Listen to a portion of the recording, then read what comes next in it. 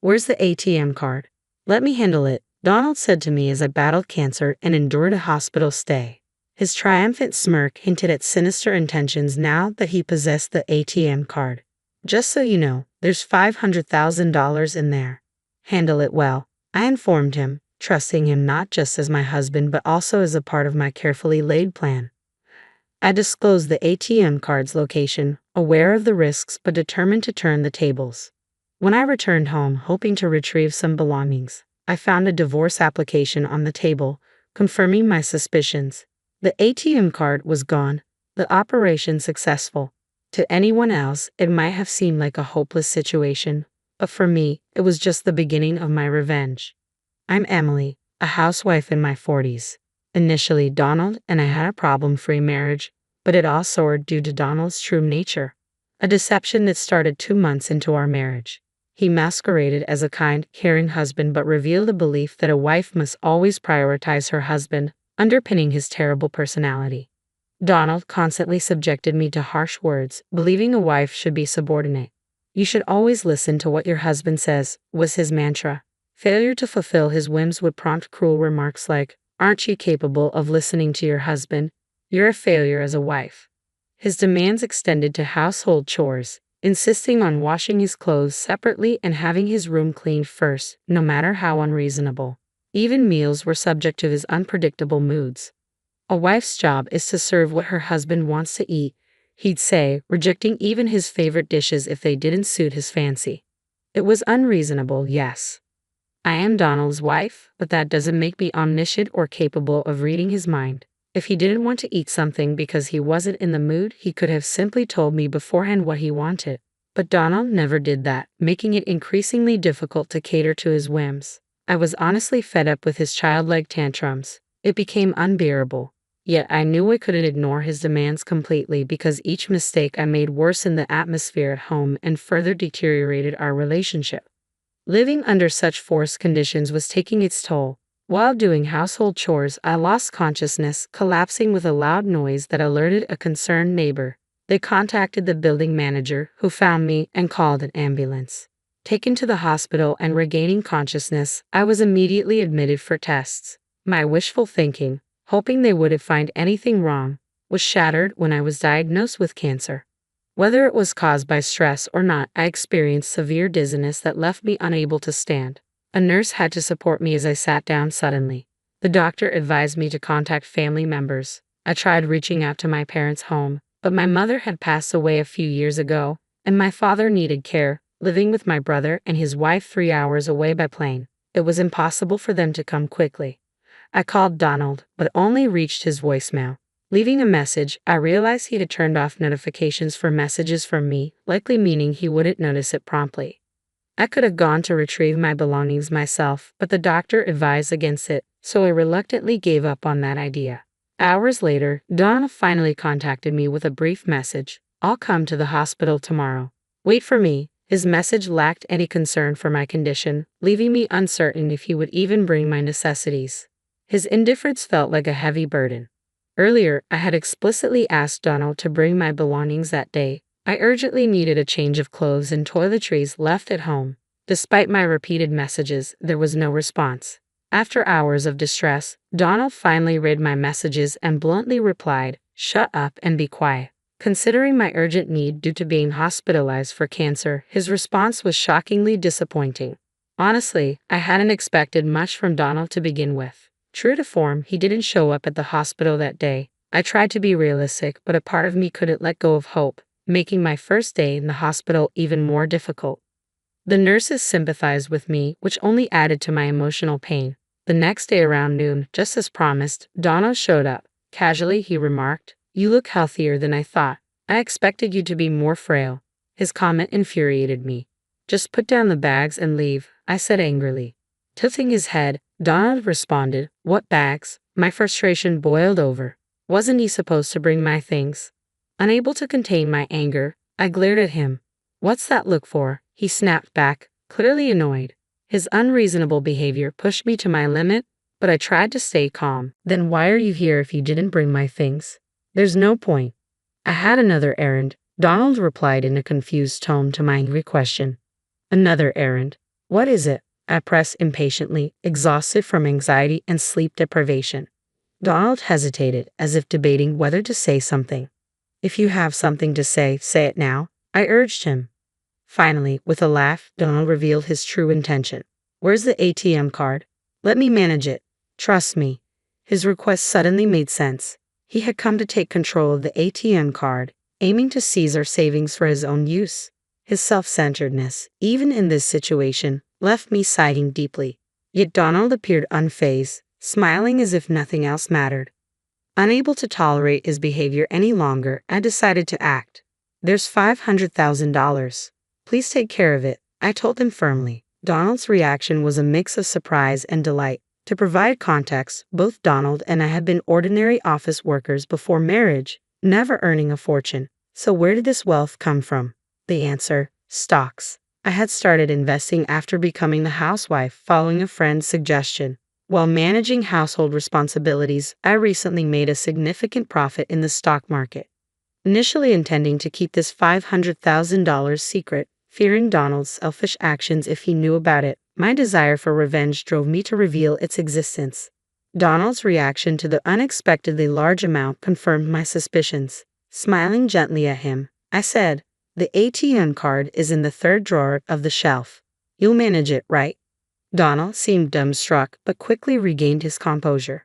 "Understood," he replied energetically. It appeared he had fallen perfectly into the trap. "I'll leave the rest to you," I said as he briskly left the room. Unaware of the obvious trap, Donald seemed convinced everything was going according to his plan. However, withdrawing such a large sum wouldn't be easy. Fortunately, it was a holiday, and the bank's counters were closed. Donald, occupied with work the next day, wouldn't likely withdraw the money until the evening, giving me enough time to execute my revenge plan after discussing it with my doctor. I was granted permission to leave the hospital briefly, and tomorrow my revenge would unfold. Unable to wait until then, I decided to return home to retrieve my belongings. This was merely a pretext. My real goal lay elsewhere. Despite missing home dearly even for just a day, I knew Donald would be at work, leaving the house empty. Upon entering, I spotted two papers on the living room table, a divorce application and a hastily written letter. "Sorry for the rush, but let's get divorced. Please write and submit the divorce application," the letter read. With caution, I checked the shelf and confirmed my suspicion. The ATM card was gone. Donald had taken it. Ordinarily, one might feel dismayed at such a significant sum being stolen, but I couldn't help but smile. "Operation successful" slipped out of my lips. If Donald had been present, he would have been furious, wondering what I meant. First, I filled out the divorce application. Then, I gathered the essentials needed for my hospital stay and left the house we had shared for so many years. Of course, I submitted the divorce application on my way out, severing all ties with him. Back at the hospital, I prepared for the challenges ahead, discussing various matters with my doctor. Later, while relaxing in my hospital room, I noticed several missed calls on my phone, all from Donald. He had also sent messages asking how to withdraw the money or something similar. Not wanting to disturb my roommate, I moved to the common area where phone calls were allowed and returned Emily's call. "Finally, I can't withdraw the money. Please tell me how to do it." Donald's voice sounded more frantic than I had imagined. Clearly, he needed the $500,000 immediately for some urgent reason, but I felt no obligation to help him. "If you can't withdraw it, just give up," I replied coldly, my distress evident in my tone.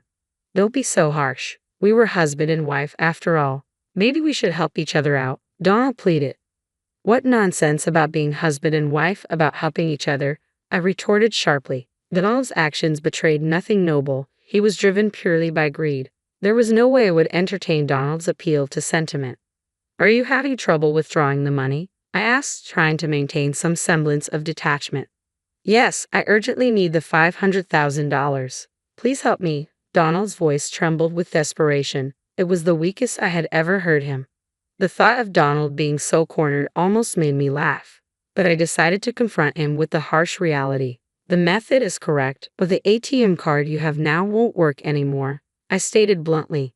Donald's voice rose in disbelief. "What do you mean? Normally, an ATM card should work."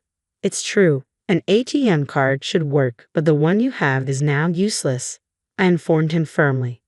"Why?" Because I filed a theft report earlier today. That ATM card is just a piece of paper now, useless to you, I declared calmly. Silence followed on Donald's end, likely shock settling in. Earlier that day, I had stopped by the bank and reported the card stolen. Donald had taken my ATM card without permission, intending to claim the $500,000 I had earned for himself. His actions were clear theft, and filing a report was the right course of action. The ATM card he had could no longer access the funds. Moreover, our marriage was over, removing any claim he might have had as a spouse. How does it feel to be tricked by the woman you looked down upon? I couldn't help but add with a hint of satisfaction. I don't know what you wanted the $500,000 for, but I'm not foolish enough to hand over such an amount under these circumstances, I continued firmly, exhausted by his pleas. I need the $500,000 right now. Please, I'll do anything. Just give me the money, Donald pleaded desperately. His urgency was palpable, but I couldn't fathom why he suddenly needed such a large sum. Why do you suddenly need $500,000? What have you done? I asked, the ominous silence hanging heavy as I awaited his response.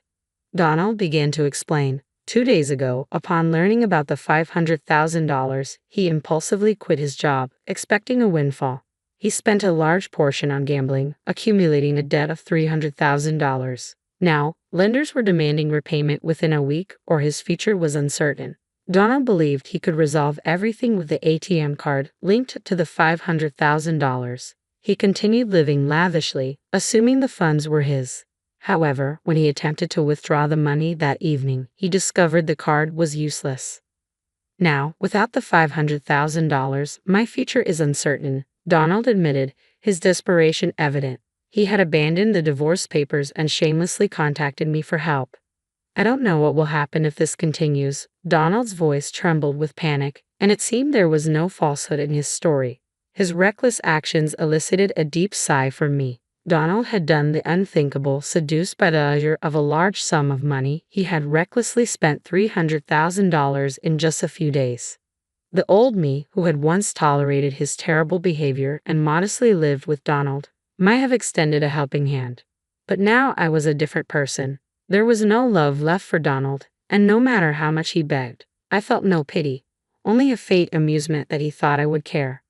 Still, Donald hadn't given up. Please help me, you're the only one I have left, he pleaded desperately. His appeals grated on my nerves. I wanted to rid myself of this nuisance and focus on my treatment. This was a situation of Donald's own making.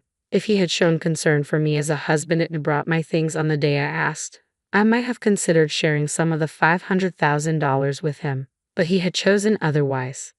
I'm sorry, but I have no intention of giving you the $500,000 or helping you. It's your own responsibility, I replied firmly, my tone unyielding and harsh. After all this time of not behaving like a husband, it's cowardly to ask for help now just because we're technically still married. Don't be so cruel. We were married, after all. Our long relationship doesn't just disappear with a divorce paper. Donald tried to appeal to her past. What relationship? I retorted sharply. You've only leaned on me. You're making excuses to manipulate the situation in your favor. I refuse to waste another minute on him. I will not give you the $500,000, no matter what you say. Donald's desperation escalated. Please, Emily, I'm begging you. You're the only one I can turn to. If you abandon me, I don't know what will happen to me. Donald's tone implied blame directed at me for his predicament. But it was Donald's reckless spending that had brought him to this point. If only he hadn't splurged so carelessly, he wouldn't be facing such a dire future. If he hadn't cut me off thinking he had access to money, none of this would have happened. Stop making excuses. You're facing the consequences of your own actions. Handle it yourself, I told him firmly before ending the call. Ignoring several subsequent calls from Donald, I blocked his contact to ensure no further communication. With the divorce papers filed and submitted, Donald and I were officially strangers. Embracing my newfound freedom, I focused on battling cancer, which after a long struggle, I finally overcame. Upon discharge from the hospital, I learned from a friend that Donald's whereabouts had become unknown. Desperate after losing contact with me, he had tried to borrow money from his in-laws and friends. However, his urgent request for $300,000 raised suspicions, and no one lent him a penny. Donald's fate remained a mystery to me, but it was clear he was enduring more suffering than he could have imagined.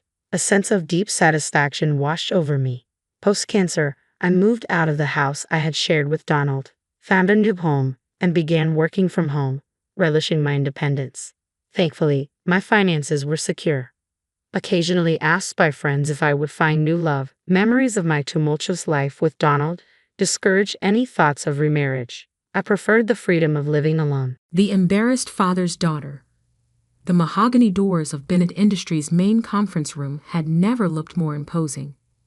I straightened my simple black blazer, not designer, but impeccably tailored, and checked my watch.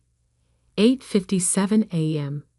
In 3 minutes, I'd walk through those doors, not as Sarah Bennett, the daughter my father had thrown out 2 years ago, but as Southeast Holdings' majority shareholder and new CEO.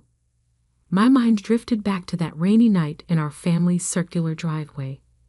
No daughter of mine will be a janitor. Dad's voice boomed across our manicured lawn, echoing off the limestone facade of our family mansion. My 2 suitcases landed with a thud on the wet pavement. "Get out." Mom stood in the doorway, wringing her hands but silent. My brother Michael smirked from behind his perfect Windsor knotted tie. The golden boy, the heir apparent to Bennett Industries, watching his competition being eliminated. "Dad, please," I said calmly. "Just let me explain." "Explain what?" "That my Harvard-educated daughter is throwing away her life to clean toilets. That you're embarrassing this family by taking some minimum wage job instead of the executive position I arranged." I picked up my bags, their expensive leather now stained from puddle water. "The maintenance position at Stellar Corp is a good opportunity." "Opportunity?" He laughed bitterly. "The only opportunity you'll have now is learning what it's like without your trust fund, without your car, your credit cards, your family name." "James," Mom finally spoke. "Maybe we should." "No." Dad cut her off. "She made her choice. Now she can live with it." I loaded my bags into my old Toyota Corolla, the only thing in my name that they couldn't take away. As I pulled out of the driveway, I caught one last glimpse of them in my rearview mirror. Dad's rage, Mom's weakness, Michael's satisfaction. None of them knew that the maintenance position at Stellar Corp was just a cover. None of them had bothered to ask why I'd really chosen this path. And none of them had any idea that I'd been quietly buying up shares of Bennett Industries through shell companies for the past 5 years. A discreet cough brought me back to the present. My assistant, David, stood beside me with a tablet. "Everything's ready, Ms. Bennett. The board is assembled. Your father and brother are seated at the head table." I nodded, checking my reflection in the mirrored wall. At 28, I looked nothing like the sheltered society girl I'd been 2 years ago. My eyes were sharper, my stance more confident. Has the news leaked? No. The merger announcement is still under wraps. The board only knows they're meeting the CEO of Southeast Holdings, who's acquiring controlling interest. Your father's been trying to block it. But he doesn't have enough shares anymore. I smiled slightly. Is the security team in place? Yes, in case Mr. Bennett or your brother react poorly. 9:00 a.m. Showtime. I pushed open the mahogany doors and strode into the conference room. 25 board members sat around the massive table, my father and Michael at the far end. Dad was mid-sentence, probably making another argument against the merger. Cannot allow some unknown entity to. He stopped as I walked in, his face registering first confusion, then shock, then fury. "Sarah?" Michael stood up so quickly his chair scraped loudly against the floor. "The chairman, Mr. Richardson." looked between us with dawning understanding. Ah, perfect timing. Ladies and gentlemen, please welcome Ms. Sarah Bennett, CEO of Southeast Holdings, and as of this morning, majority shareholder of Bennett Industries. The room erupted in whispers. Dad's face went from red to white to purple. Michael sank back into his chair. I took my place at the podium, surveying the room with the calm confidence that comes from holding all the cards. Good morning, everyone. We have a lot to discuss about Bennett Industries' future. But first, I believe my father has some questions about my employment history. Dad slammed his fist on the table. This is ridiculous. She's not qualified. Actually, Mr. Richardson interrupted, shuffling through some papers. Ms. Bennett's credentials are quite impressive. Harvard MBA, followed by specialized training in corporate restructuring. And over the past 5 years, she's built Southeast Holdings into a $4.3 billion technology and real estate consortium. I clicked my presentation remote. The screen behind me lit up with our corporate structure. While working as a janitor at Stellar Corp, I was actually overseeing the acquisition of their AI division. That maintenance badge gave me access to every floor, every meeting room, every conversation that mattered. Michael's face twisted. But the trust fund. You've been living like a pauper. No, brother. I've been living within my means while reinvesting my inheritance. Unlike you, I didn't need 5-star hotels and private jets to prove my worth. The board members were studying their packets now, eyes widening at the numbers. Southeast Holdings had been quietly acquiring Bennett Industries stock for years, starting long before Dad threw me out. Impossible, Dad stammered. I would have known. Would you? I pulled up another slide. You were too busy grooming Michael to notice that your biggest clients were shifting their contracts to shell companies I controlled. Too focused on maintaining appearances to see that your own board members were selling their shares to my investment groups. Mr. Richardson cleared his throat. The numbers are quite clear, James. Southeast Holdings now controls 52% of Bennett Industries' voting shares, and their proposal for modernization is exactly what we've been needing. I circled the table slowly, my heels clicking on the marble floor. While you were mocking my janitorial career, I was learning our industry from the ground up.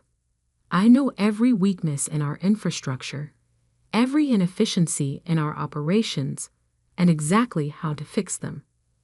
Opening my tablet, I projected our 5-year projection onto the screen.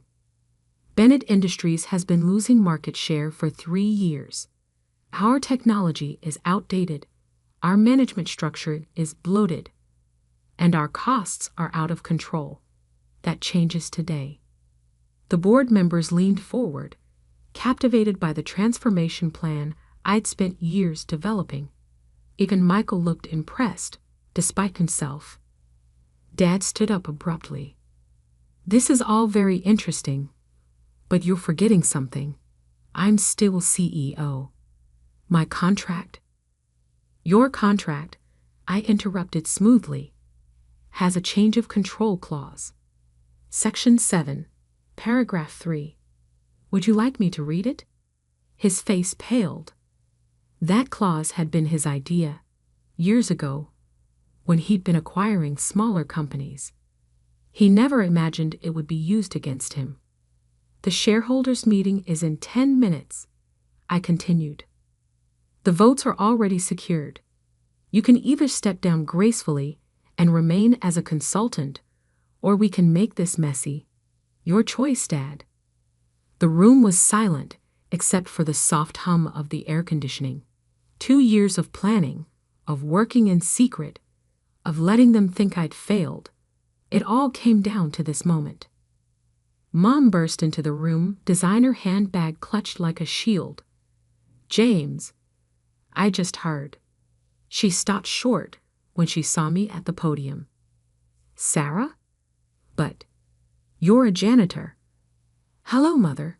You might want to sit down. We're about to discuss some significant family business changes. The next hour was a blur of votes, signatures, and shocked faces. Dad, realizing he was outmaneuvered, accepted the consultant position with what grace he could muster. Michael was removed from his executive role but offered a lower management position, contingent on actual performance metrics. As the board members filed out, congratulating me and sharing their private relief at the change in leadership, Mom approached hesitantly. "Sweetheart, if we'd known." "You could have asked," I said quietly. "Any time in the past 2 years, you could have called, visited, tried to understand my choices. Instead, you all assumed I was a failure because I didn't follow Dad's plan." She flinched. "We were wrong. I was wrong. But you're so different now. So confident." "I always was, Mom. You just never noticed." Dad and Michael stood by the door, their world thoroughly upended. The great James Bennett, brought low by the daughter he'd thrown away. The golden son, replaced by the sister he'd mocked. "The maintenance staff meeting is in an hour," I announced, gathering my things. "I suggest you both attend. It's time you learned how this company really runs, from the ground up." Dad's jaw clenched. "You can't expect me to." "Actually, I can, and I do. Your consultant contract requires you to learn all aspects of operations, starting with maintenance and working your way up, just like I did." As they left, shell-shocked and subdued, David appeared with my schedule. "Your 11 a.m. is here. The tech merger team from Silicon Valley. Then lunch with the infrastructure modernization consultants." I nodded, straightening my simple blazer. "Have the maintenance team ready in conference room B. I want Dad and Michael to understand exactly what I learned in my janitor days."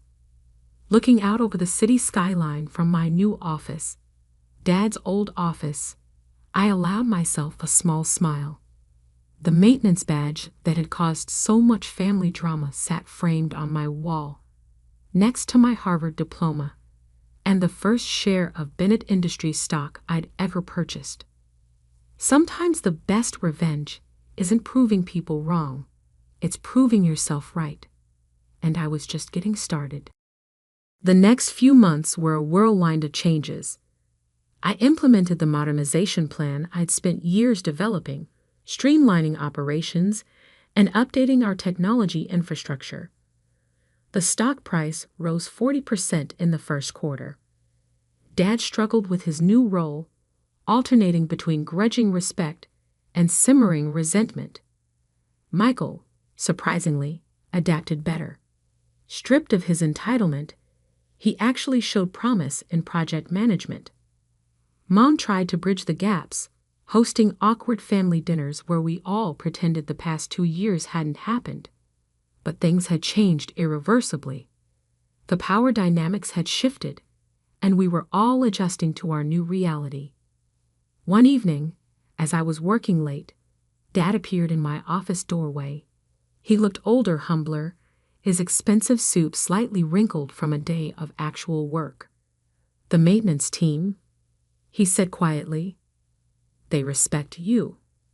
Not because you're CEO, but because you worked alongside them, learned their names, their challenges, their ideas for improvement." I kept typing. "They're the backbone of this company. Something you might have realized if you'd ever looked past the executive floor." He stepped inside, running his hand along the mahogany bookshelf. His bookshelf. "Once, I was wrong, Sarah, about everything. I was so focused on my vision for you that I couldn't see your vision for yourself. And now, I looked up finally. Now that my vision has saved the company you nearly ran into the ground." He flinched but nodded. "Now I understand. You're a better CEO than I ever was. because you see the whole picture, not just the top floor. I studied him for a moment. The great James Bennett, learning humility at 63. There's a maintenance team meeting tomorrow at 7 a.m. Don't be late. He almost smiled. Yes, boss. As he left, I looked at the maintenance badge again. The photo showed a younger me, smile confident despite the job title that had so horrified my family. That badge had taught me more about leadership than any Harvard class. Sometimes the path to the top starts at the bottom, and sometimes the people who throw you out are the ones who end up begging to come back in. The next board meeting, I implemented profit sharing for all employees, starting with the maintenance team. As I watched Dad and Michael nodding in approval, I realized that sometimes the best leadership lessons come from a janitor's closet. And my family, they're still learning. But now they're learning from the bottom up, just like I did. Because sometimes the best way to run a family business is to remember that every position, every person matters. Even, especially, the janitors. 6 months into my role as CEO, the real transformation of Bennett Industries was becoming evident. Our quarterly reports showed a 60% increase in employee satisfaction and a 45% reduction in operational costs. The maintenance badge program, requiring all executives to spend time in different departments, had become a Harvard Business School case study in effective leadership. One morning, as I walked through the lobby of our headquarters, I overheard a conversation that made me pause. Can you believe the CEO used to work maintenance here? One janitor said to another. Now my kid's in the company's college scholarship program. Never thought I'd see the day. I smiled, remembering the day I'd announced the education initiative. Michael had actually suggested expanding it to include trade schools, his first real contribution as the new head of employee development.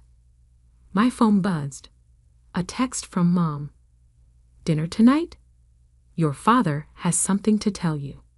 The family dynamics were still complicated. Weekly dinners had become a careful dance of reconciliation and reorganization. But tonight felt different.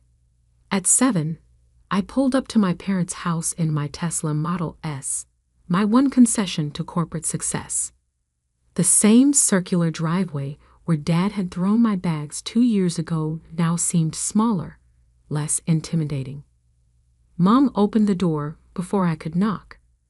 She'd stopped wearing quite so much designer clothing, though her pearls remained perfectly matched. Sweetheart, come in. Your father's in his study. Dad's study, once his command center for running Bennett Industries, had changed. The massive oak desk remained, but now it held papers about employee initiatives and sustainability programs instead of merger documents and profit reports. He stood as I entered, and I noticed he was wearing the maintenance team jacket, the same one he'd once called Beneath Our Family's Dignity. Sarah, he said, gesturing to a chair. I've been reviewing the quarterly numbers. I sat, preparing for criticism. Old habits die hard. They're impressive, he continued. But what's more impressive is this.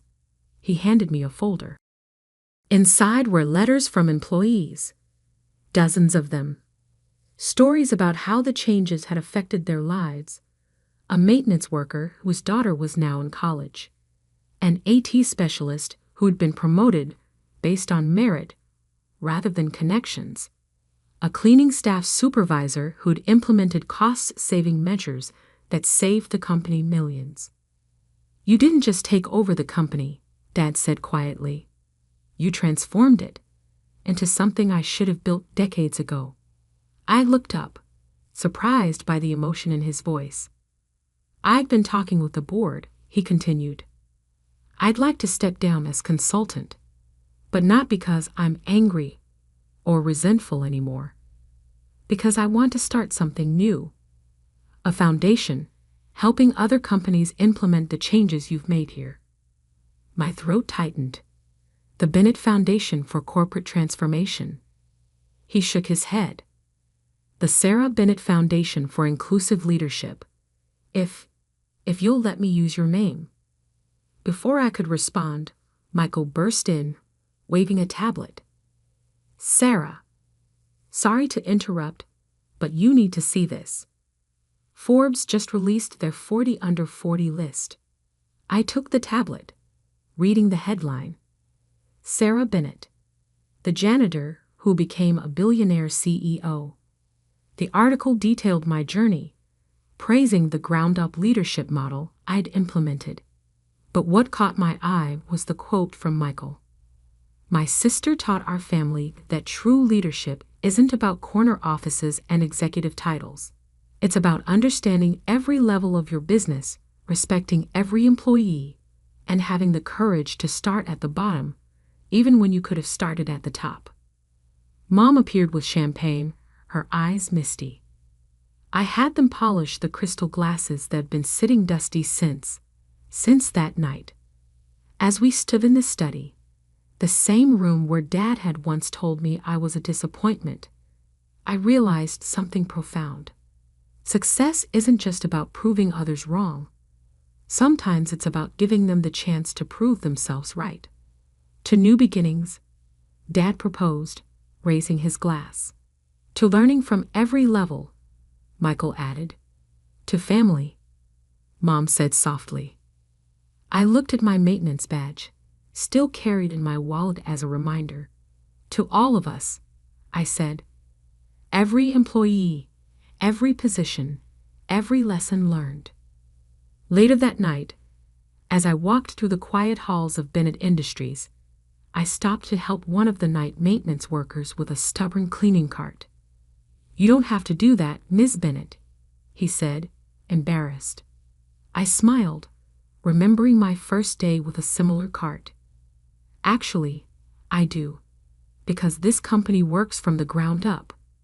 Always has, always will. The next morning, I added one more item to our corporate policy.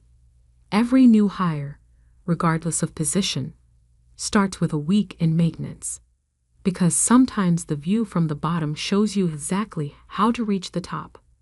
And my maintenance badge? It's still the first thing visitors see when they enter my office.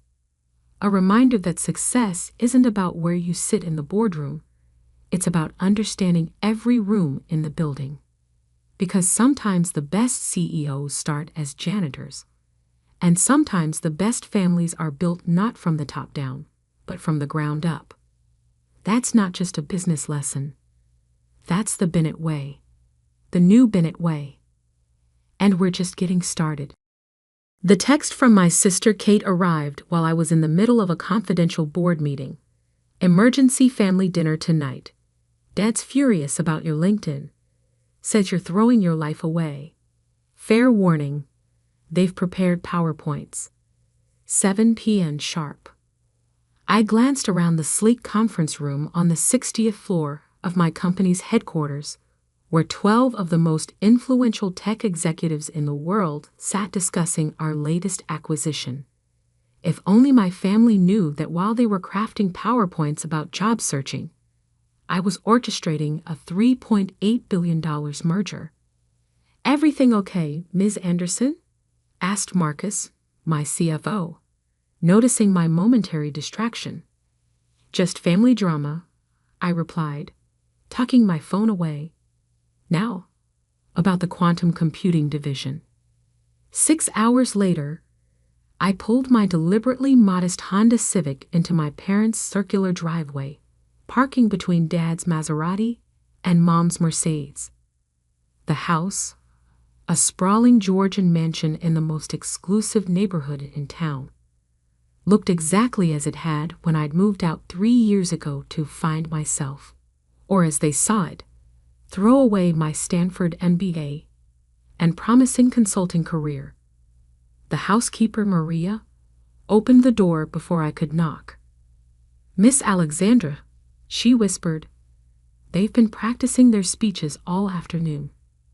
I smoothed down my carefully chosen outfit, thrift store jeans, and a faded sweater that concealed its Brunello Cucinelli origins. The costume of a struggling entrepreneur, perfect for tonight's performance.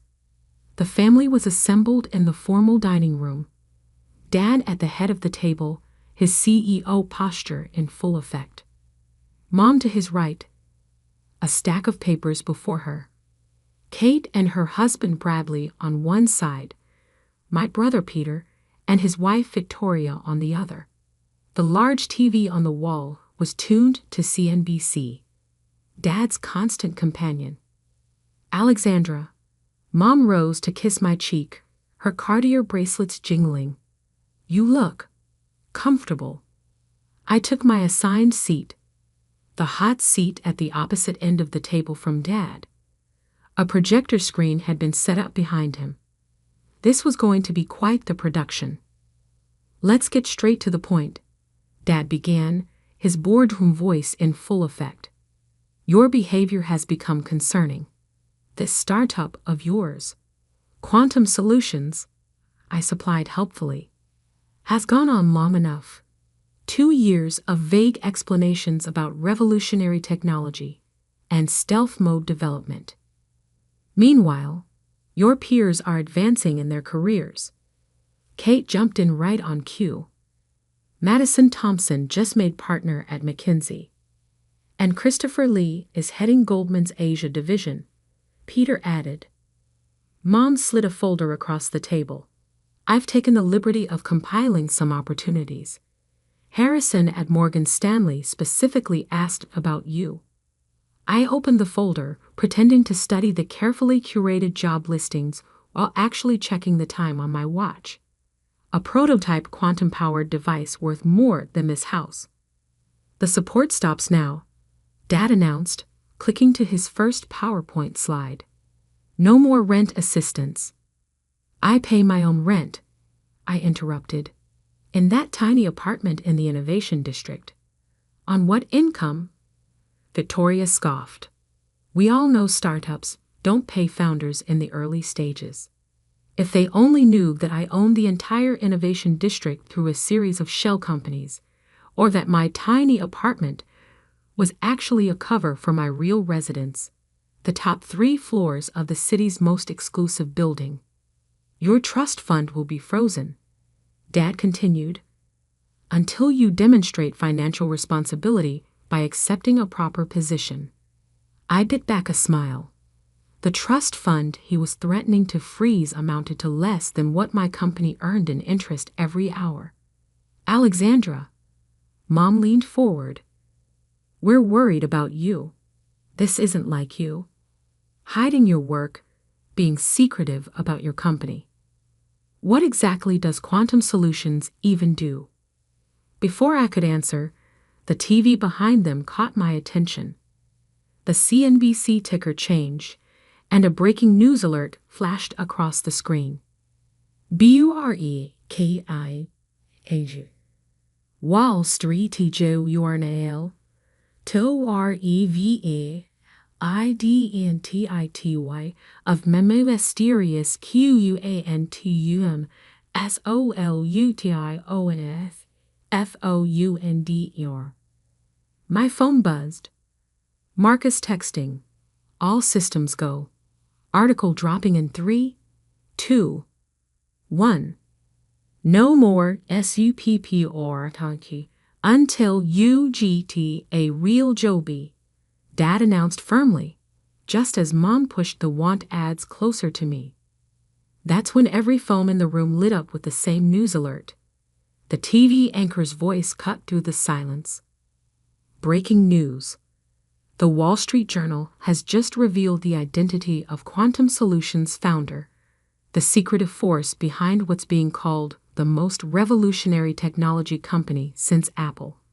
28-year-old Alexandra Anderson. The room froze.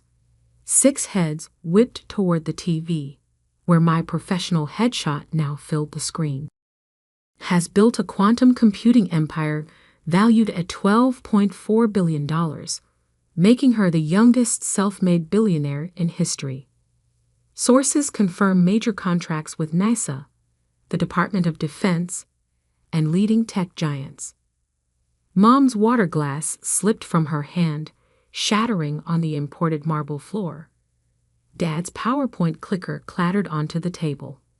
Kate's phone dropped into her soup.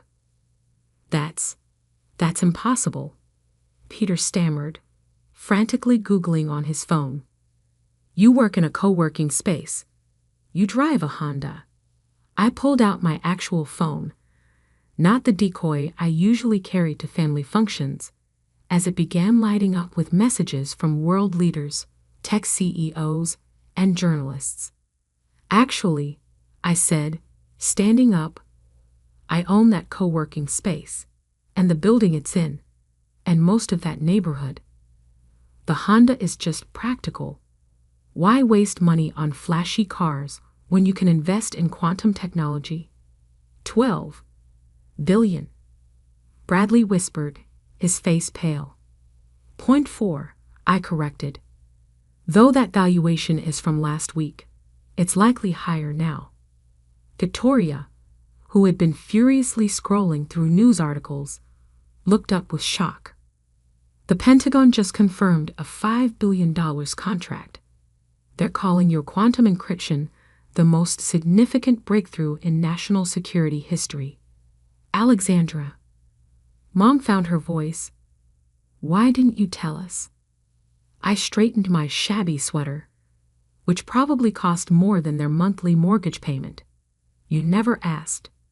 You were too busy telling me what I was doing wrong to notice what I was doing right." My phone buzzed again. The President's Chief of Staff requesting an urgent meeting about our latest defense capabilities. "I need to take this, but before I go," I reached into my bag and pulled out 6 thick folders, dropping them on the table. "These are non-disclosure agreements.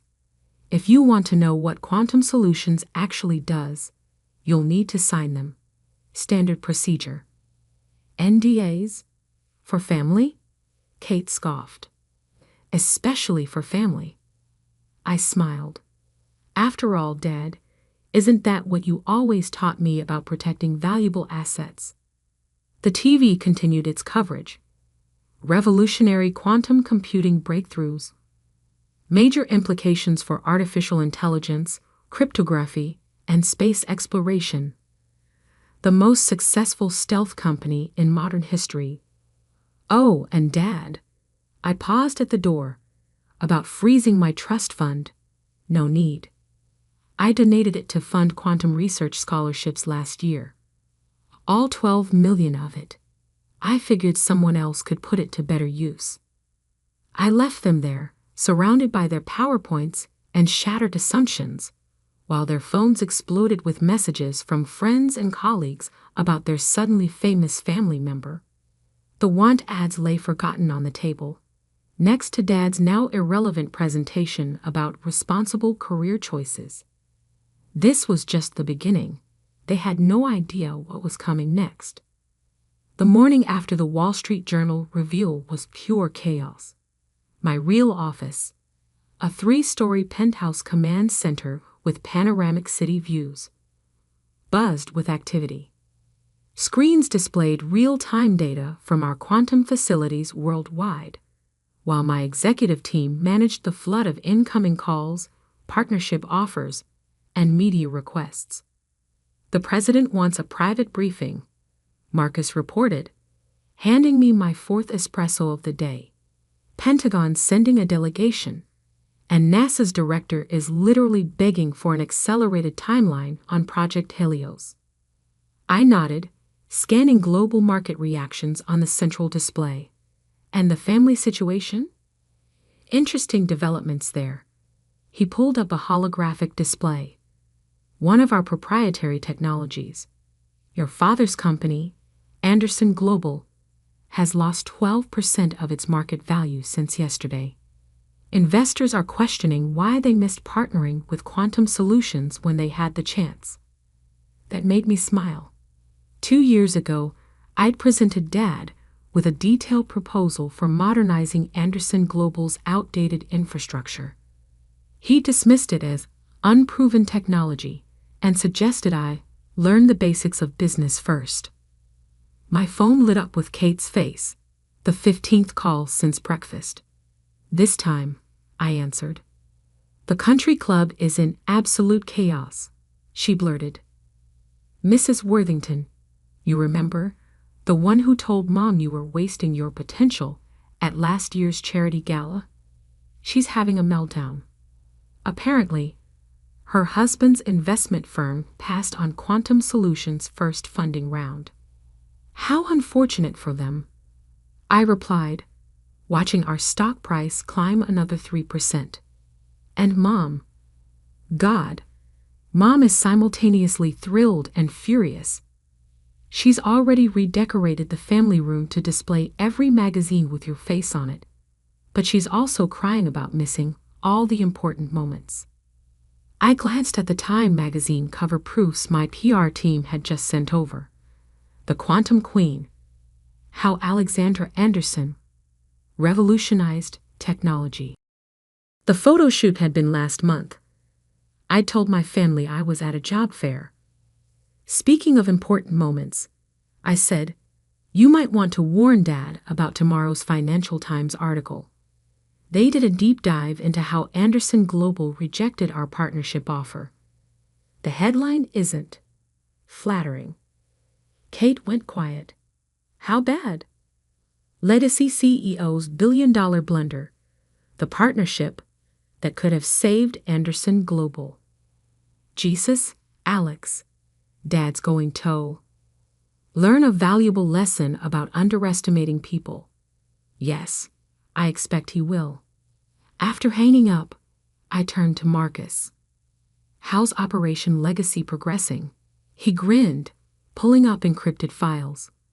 "Right on schedule. Through our shell companies, we now control 28% of Anderson Global's shares. Another 15% is lined up for acquisition next week. Make it 20%. I stood straightening my actual wardrobe, a hand-tailored Armani suit that cost more than my fake apartment's annual rent. Time to accelerate the timeline. The next few hours were a blur of strategic moves. The White House briefing was scheduled. The NASA contracts were expanded. 3 more quantum computing breakthroughs were announced. Our stock jumped another 8%. Then came the call I'd been waiting for. "Dad." "Alexandra." His voice strained. "The board is meeting tomorrow. Our major investors are concerned about our technological capabilities, about our future." "How concerned?" "Enough to suggest new leadership might be needed." I let the silence stretch, remembering all the times he'd lectured me about real business leadership at family dinners. "I may have a solution," I finally said. "Quantum Solutions could consider a strategic investment, under certain conditions." "Conditions?" "Full management overhaul, complete technological integration, and a new board structure." More silence. Then, "You planned this, didn't you? All of it?" "Dad, you taught me to think strategically, to identify weaknesses in the market, to seize opportunities." I watched our latest quantum processor test results stream across my screens. I just applied those lessons more effectively than you expected. "The board meets at 10 a.m. "I know. I'll be there. Oh, and Dad? Wear your best suit. CNBC will be covering it." After hanging up, I turned to find Marcus with fresh intelligence. "Your mother's called every society columnist in town trying to explain why she never mentioned her daughter's little technology company before. Peter's wife is suddenly updating her LinkedIn to highlight her connection to you. And that cousin who mocked your hobby at Easter, he's sent 17 job applications to our HR department." I smiled, adjusting my quantum-powered watch, worth more than their combined annual incomes. "Schedule a family dinner for next week. My treat. The Michelin-starred place they could never get into." No, the one I bought last month. And Marcus? Make sure the private dining room displays our latest holographic technology. It's time they understood exactly what they've been dismissing as my little startup. The sun was setting over the city as I reviewed the final details for tomorrow's board meeting.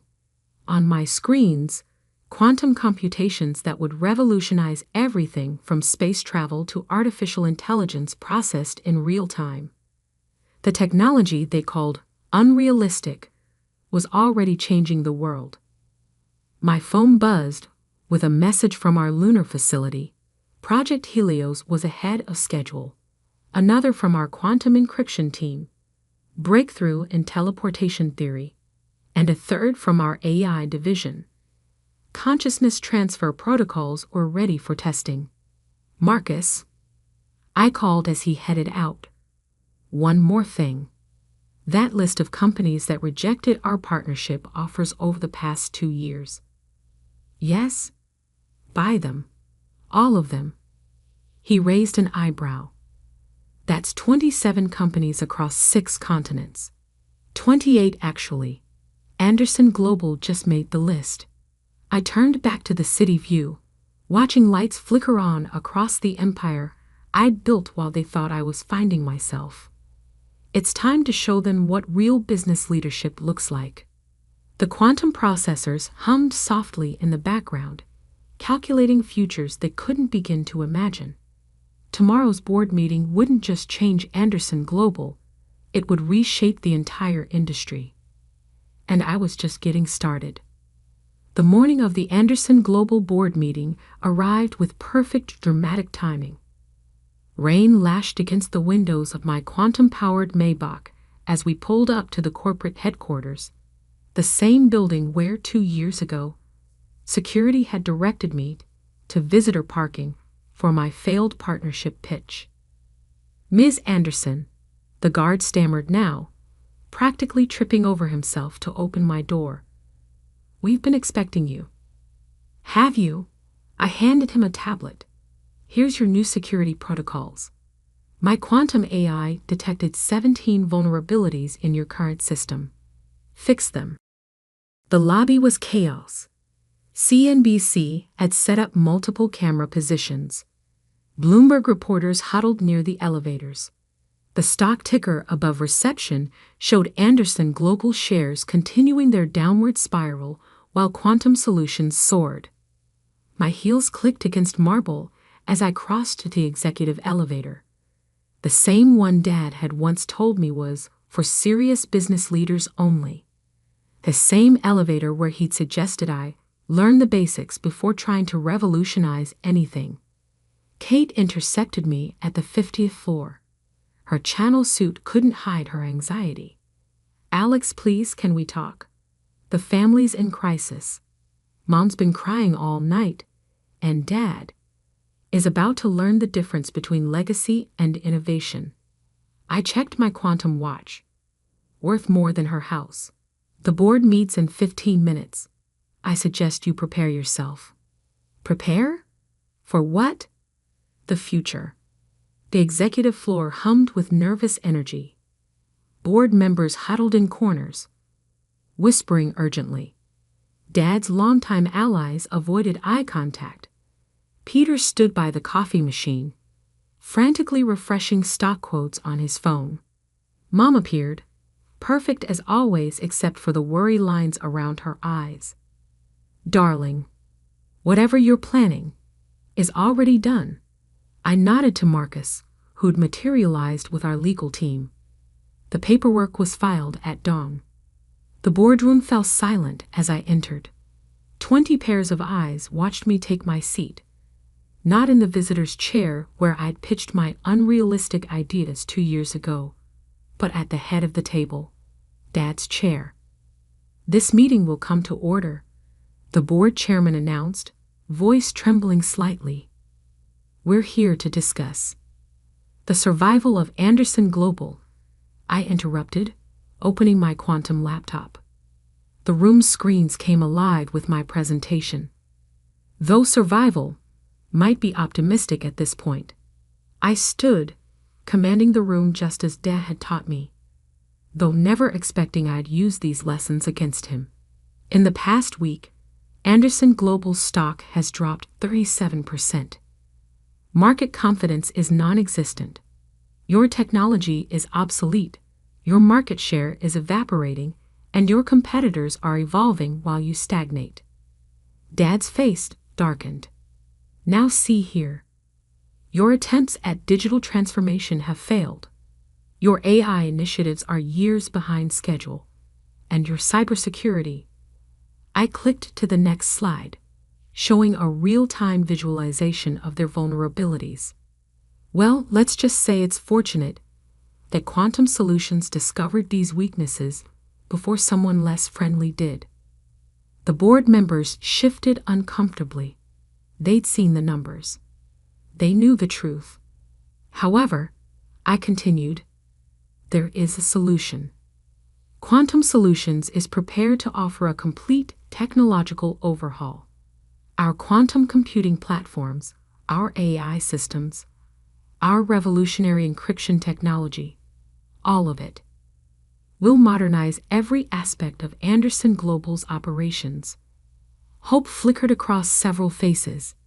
Then I delivered the knockout blow. As of this morning, Quantum Solutions owns 53% of Anderson Global's shares. This isn't an offer, it's a notification. The merger paperwork has been filed. The press release goes out in 3 minutes. The room exploded. Dad slumped in his chair. Mom gasped. Peter dropped his phone. You can't do this. One board member shouted. This is business, I corrected. Something this family taught me very well. The shareholders will be pleased. Our stock is up 15% in pre-market trading just on merger rumors. I clicked to the final slide. The restructuring begins immediately. New board, new management, new direction. I turned to my father. You always said Anderson Global would be my inheritance someday. I just decided not to wait. The next hour was a blur of signatures, legal documents, and shell-shocked expressions. By noon, I was CEO of both Quantum Solutions and Anderson Global. The empire I'd built had just absorbed the one that had rejected me. As the board members filed out, I finally turned to my family. Now about dinner tonight. Dinner? Kate looked dazed. How can you think about dinner? Because I own the restaurant, and the building it's in, and most of this block, actually. I smiled. I thought it would be a good place to discuss the future of our family enterprises. All of them. Mom stepped forward. Alexandra, why didn't you tell us? All this secrecy, this elaborate plan. Would you have listened? 2 years ago, I tried to tell you about quantum computing's potential, about the future of technology. You all laughed, called it my hobby. Well, my little hobby just reshaped the entire industry. I gathered my things, ready to head to my first press conference as CEO of the merged companies. Dinner's at 8. Don't be late. And dress appropriately. Forbes wants family photos for next month's cover story. As I walked out, Dad called after me. When did you become so ruthless? I turned back one last time. I learned from the best, Dad. You taught me that business is business. I just played the game better than you expected. The elevator doors closed on their stunned faces. My phone buzzed. Both companies' stocks were soaring. Marcus appeared with my schedule. The family dinner tonight, he said. Should I arrange security? No need, I smiled. Just make sure the photographers get my good side. After all, this is what a modern empire looks like. The sun was setting over the city as my car pulled away from Anderson Tower, my tower now. In the rearview mirror, I could see my family standing at the window, watching me leave. But this time, I wasn't driving away in a borrowed Honda. This time, I was driving toward the future I'd built in a car that cost more than their annual bonuses combined. Sometimes the best revenge isn't just success. It's succeeding so spectacularly that those who doubted you have no choice but to acknowledge your victory and ask for that career intervention they'd planned. Well, some interventions have unexpected outcomes. The grandfather clock in the corner of Grandma Rose's living room struck 3, its deep chimes echoing through the tense silence. I sat quietly on the antique sofa she'd loved so much, watching my brother Marcus pace back and forth like a prosecutor ready to deliver his killing blow. Around me, our entire family had gathered for what Marcus called an emergency meeting about Grandma's estate. Mom dabbed her eyes with a monogrammed handkerchief, one of Grandma's last gifts to her. Dad sat rigid in his armchair, his jaw clenched. Aunt Patricia and Uncle David whispered in the corner, shooting suspicious glances my way. I'm Emma Sullivan, 29, the youngest grandchild and apparently, according to my brother, a thief. I've called everyone here today, Marcus announced, his voice dripping with fake solemnity, because something terrible has happened. Something that would break Grandma's heart if she were still with us. I fought the urge to roll my eyes. Marcus had always been theatrical, especially when he thought he had the upper hand. As the eldest grandchild and successful corporate lawyer, he was used to commanding attention, to being believed without question. 2 days ago, he continued, while doing an inventory of Grandma's belongings, I discovered something shocking. He paused for effect. The safe in her study, the one where she kept her most valuable possessions and emergency cash, had been emptied. $100,000 gone. Gasps filled the room.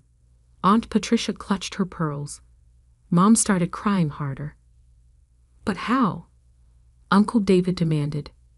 Only family knew about that safe.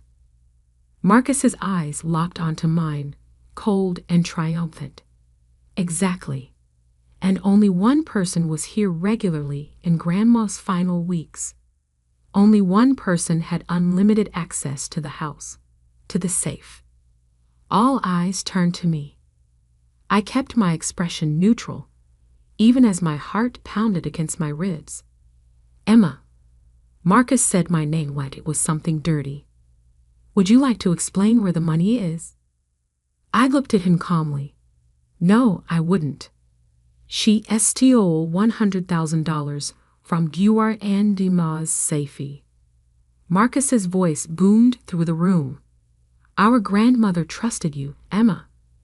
She let you stay here, care for her, and this is how you repay her memory. Mom broke into fresh sobs. Emma, how could you? We should call the police, Aunt Patricia declared. No need. Marcus smiled coldly. As executor of the estate, I've already spoken to them. They're just waiting for my signal to press charges. I stood up slowly, smoothing down my simple black dress, another of Grandma's gifts. Are you finished, Marcus? Finished? I'm just getting started. Do you deny taking the money? Actually, I reached for my laptop bag. I'd like to show you all something first. Marcus scoffed. What could you possibly show us that would excuse theft? I didn't respond. Instead, I walked to the large TV mounted on the wall. A smart TV I'd helped Grandma set up last year. As I connected my laptop, I could feel Marcus's confidence wavering slightly. 3 months ago, I said quietly, Grandma asked me to install a security system. She was worried about break-ins in the neighborhood. We put cameras everywhere, including her study. Marcus's face went slightly pale.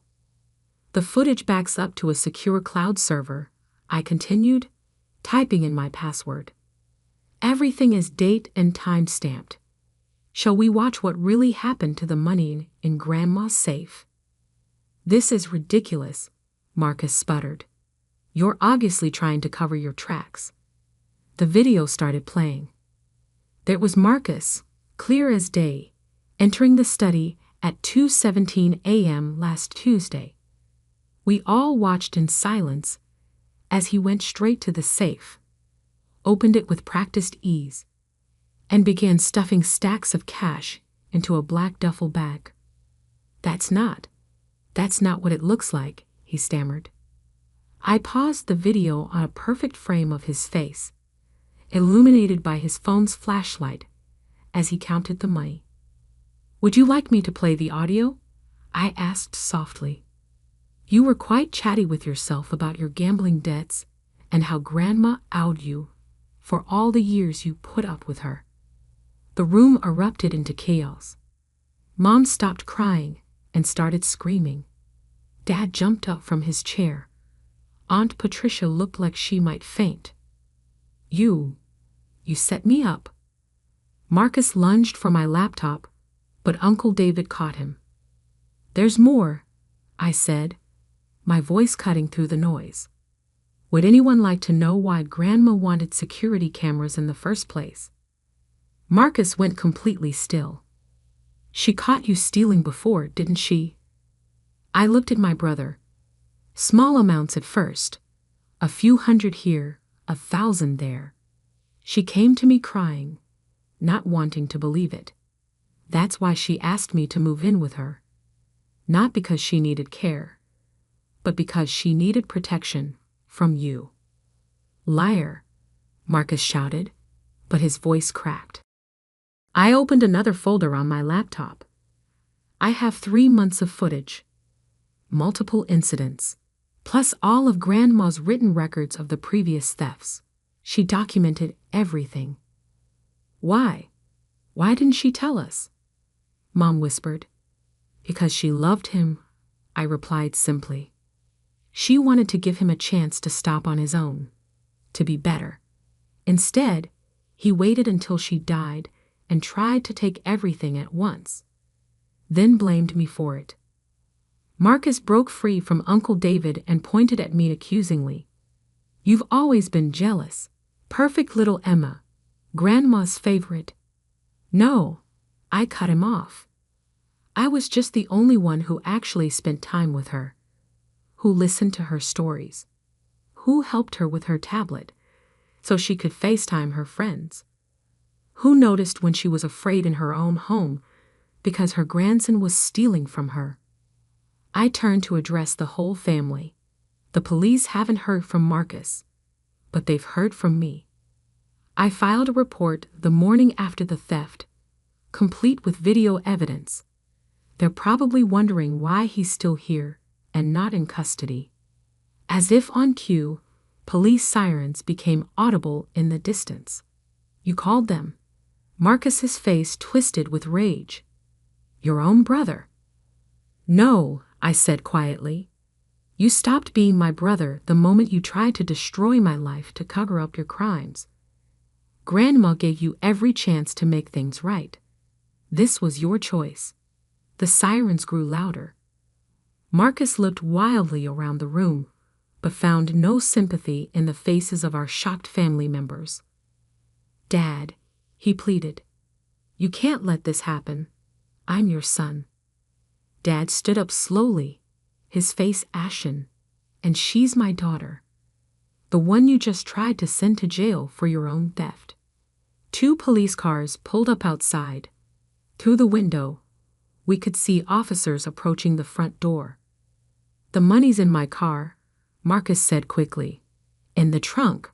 I can give it back. We can forget this whole thing. Like you were going to forget sending me to prison. I asked. Like you forgot all the pain you caused Grandma in her final months? The doorbell rang. Aunt Patricia went to answer it, her legs shaking. As the officers entered, reading Marcus his rights, I thought about the last conversation I had with Grandma. She'd been sitting in her favorite chair, looking out at her garden. Promise me something, Emma, she'd said, holding my hand.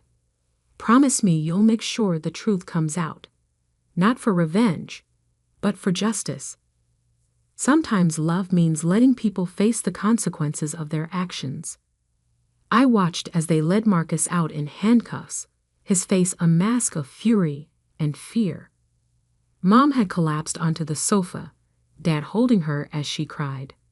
Aunt Patricia and Uncle David stood in shocked silence. Miss Sullivan? One of the officers approached me. We'll need your statement and the security footage. I nodded, picking up my laptop. As I followed him to the door, I paused by the family photo on the wall, taken at Grandma's last birthday. Everyone smiling, Marcus's arm around my shoulders, his other hand probably already reaching for Grandma's purse. Sometimes the people closest to you are the ones you need to fear most.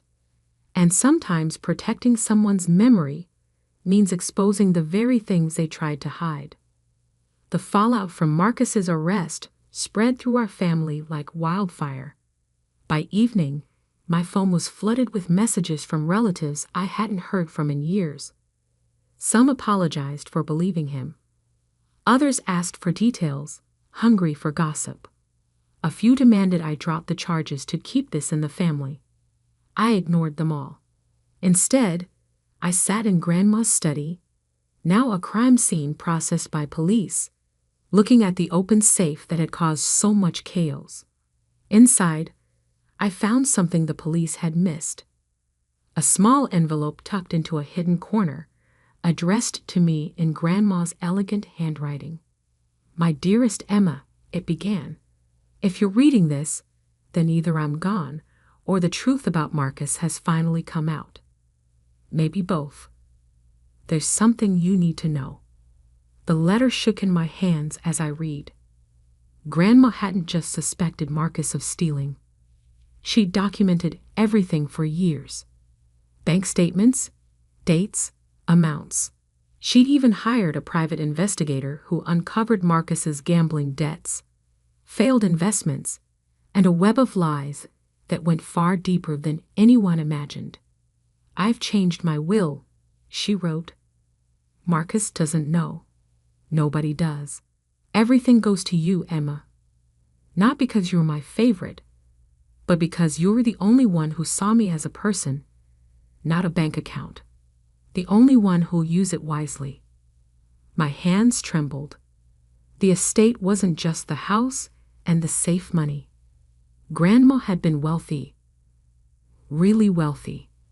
Old money from real estate investments, smart stock picks, and decades of careful planning. A knock at the door interrupted my thoughts. It was Dad, looking older than I'd ever seen him. Your mother's finally stopped crying, he said, settling heavily into Grandma's leather chair. She's taken sleeping pills. Patricia and David went home. He paused, running a hand over his face. The police found the money in Marcus's car. All of it, along with other things. What other things? Forged documents, blank checks with Grandma's signature practiced on them, even a key to her safety deposit box at the bank. He looked at me with red-rimmed eyes. How long did you know? I held up Grandma's letter. She told me pieces. Asked me to install the cameras. But I didn't know everything until now. Dad read the letter slowly, his face growing paler with each line. When he reached the part about the will, he sat back, stunned. There's more, I said quietly. The detective called while you were with Mom. They found evidence on Marcus's phone, texts to loan sharks, plans to sell Grandma's jewelry. He wasn't just stealing cash. He was planning to clean out everything of value as soon as she died. And I believed him, Dad whispered. When he said you took the money, I believed him. My own daughter. You always believed him, Dad. Every time. The truth of it hung between us. Every childhood argument, every disputed story, every time Marcus had blamed me for his mistakes. They'd always taken his side, the successful son over the quiet daughter. My phone buzzed. A text from Marcus's wife. Sophie, how could you do this to him? To us? We have children. I showed it to Dad. Interesting how she's not asking how he could steal from his dying grandmother. Sophie called me earlier, Dad said. She's known about his gambling for years. Helped him hide it. She thought once Grandma passed, they'd have enough money to cover his debts. Instead, they'll have legal fees and probably divorce costs, I noted. The detective mentioned they're looking into her involvement too. Dad stood up suddenly. I need to show you something. He led me to his car and drove us to his office downtown. The building was empty at this hour, our footsteps echoing in the marble lobby. In his office, he unlocked a filing cabinet and pulled out a thick folder. Marcus came to me 6 months ago, he said, spreading documents across his desk. He wanted to buy out my share of the family business. Said he had investors lined up. The paperwork looked perfect. I scanned the documents, my blood running cold. Dad, these signatures, they're forged. These investor names, they don't exist. I know that now. He sank into his chair. He was going to use Grandma's money to make the first payment, then probably strip the company's assets to pay his gambling debts. Did you sign anything? No. Something felt off. I told him I needed time to think. Dad's voice broke. My own son was going to destroy everything I built. And when I hesitated, he went after you instead. Just then, my phone rang, an unknown number. It was Mr. Patterson, Grandma's attorney. Emma, I've just filed the will with the court, he said without preamble. But there's been a development. Marcus's wife is contesting it, claiming your grandmother was coerced. They're demanding an emergency hearing. I put the phone on speaker so Dad could hear. They don't have grounds, Patterson continued. The will is ironclad. Your grandmother knew exactly what she was doing. But what? They're claiming you manipulated her. That the security cameras were part of a plan to control her, isolate her from family. They're trying to paint you as the abuser. Dad's face hardened. Like hell they are. I need you both at my office first thing tomorrow, Patterson said. Bring any documentation you have of Marcus's activities. We're not just defending the will anymore. We're protecting Emma's reputation. After we hung up, Dad turned to me. I'm so sorry, Emma, for everything, for not seeing who he really was, for not protecting you. I looked at the forged documents on his desk, thinking of Grandma's letter in my pocket. Maybe it's time we all saw the truth, Dad, no matter how much it hurts. Because sometimes the biggest theft isn't money or jewelry or property. Sometimes it's trust. And unlike money, once trust is stolen, it can never truly be returned. The courtroom was silent except for the soft whir of the overhead fan as the security footage played on a large screen. Frame by frame, 3 months of Marcus's betrayal unfolded before the judge. Not just the final theft, but dozens of smaller incidents. Each one meticulously time-stamped. Each showing my brother systematically stealing from our dying grandmother. Sophie sat behind her expensive lawyer, dressed in black like a widow, dabbing at non-existent tears. Marcus wasn't present. He was still in custody, denied bail due to flight risk after the police discovered packed bags and one-way tickets to the Cayman Islands in his office. As you can see, Your Honor, Mr. Patterson said, pausing the video, this was no isolated incident. This was a calculated pattern of elder abuse and theft. Sophie's lawyer jumped up. Objection. This video evidence was obtained without my client's husband's knowledge or consent. It's a violation of privacy. Overruled, the judge cut in sharply. Ms. Sullivan had written permission from the homeowner to install security measures. And given the evidence of prior theft, Mrs. Rose had every right to protect herself in her own home. I sat straight-backed beside Mr. Patterson, wearing one of Grandma's vintage brooches, a small silver rose she'd given me on my 25th birthday. "For my Rose," she'd said, "who blooms quietly but beautifully." The next hour was a parade of revelations. Bank statements showing Marcus's gambling losses, credit card bills revealing secret loans, the private investigator's report detailing how deep the deception went. Then came the surprise witness, Marcus's bookie. Yeah, he was in deep, the man testified, looking uncomfortable in his suit. Kept saying his grandmother was loaded, that he'd pay everything once she kicked it. Last month, he promised me $200,000 from her safe. Sophie's face went pale. This was news to her. The final blow came from an unexpected source, Marcus's secretary. Mrs. Sullivan often called the office, she testified, begging to speak to her grandson. Mr. Sullivan always said he was too busy. But really, he was at the casino or meeting loan sharks. Sometimes, she hesitated. Sometimes I could hear her crying on the phone. I closed my eyes, remembering those days. How Grandma would sit by her phone, waiting for calls that never came. How she'd make excuses for him, even as she asked me to install more cameras. The judge called a brief recess. In the hallway, Sophie approached me, her designer heels clicking on the marble floor. "We can still fix this," she hissed.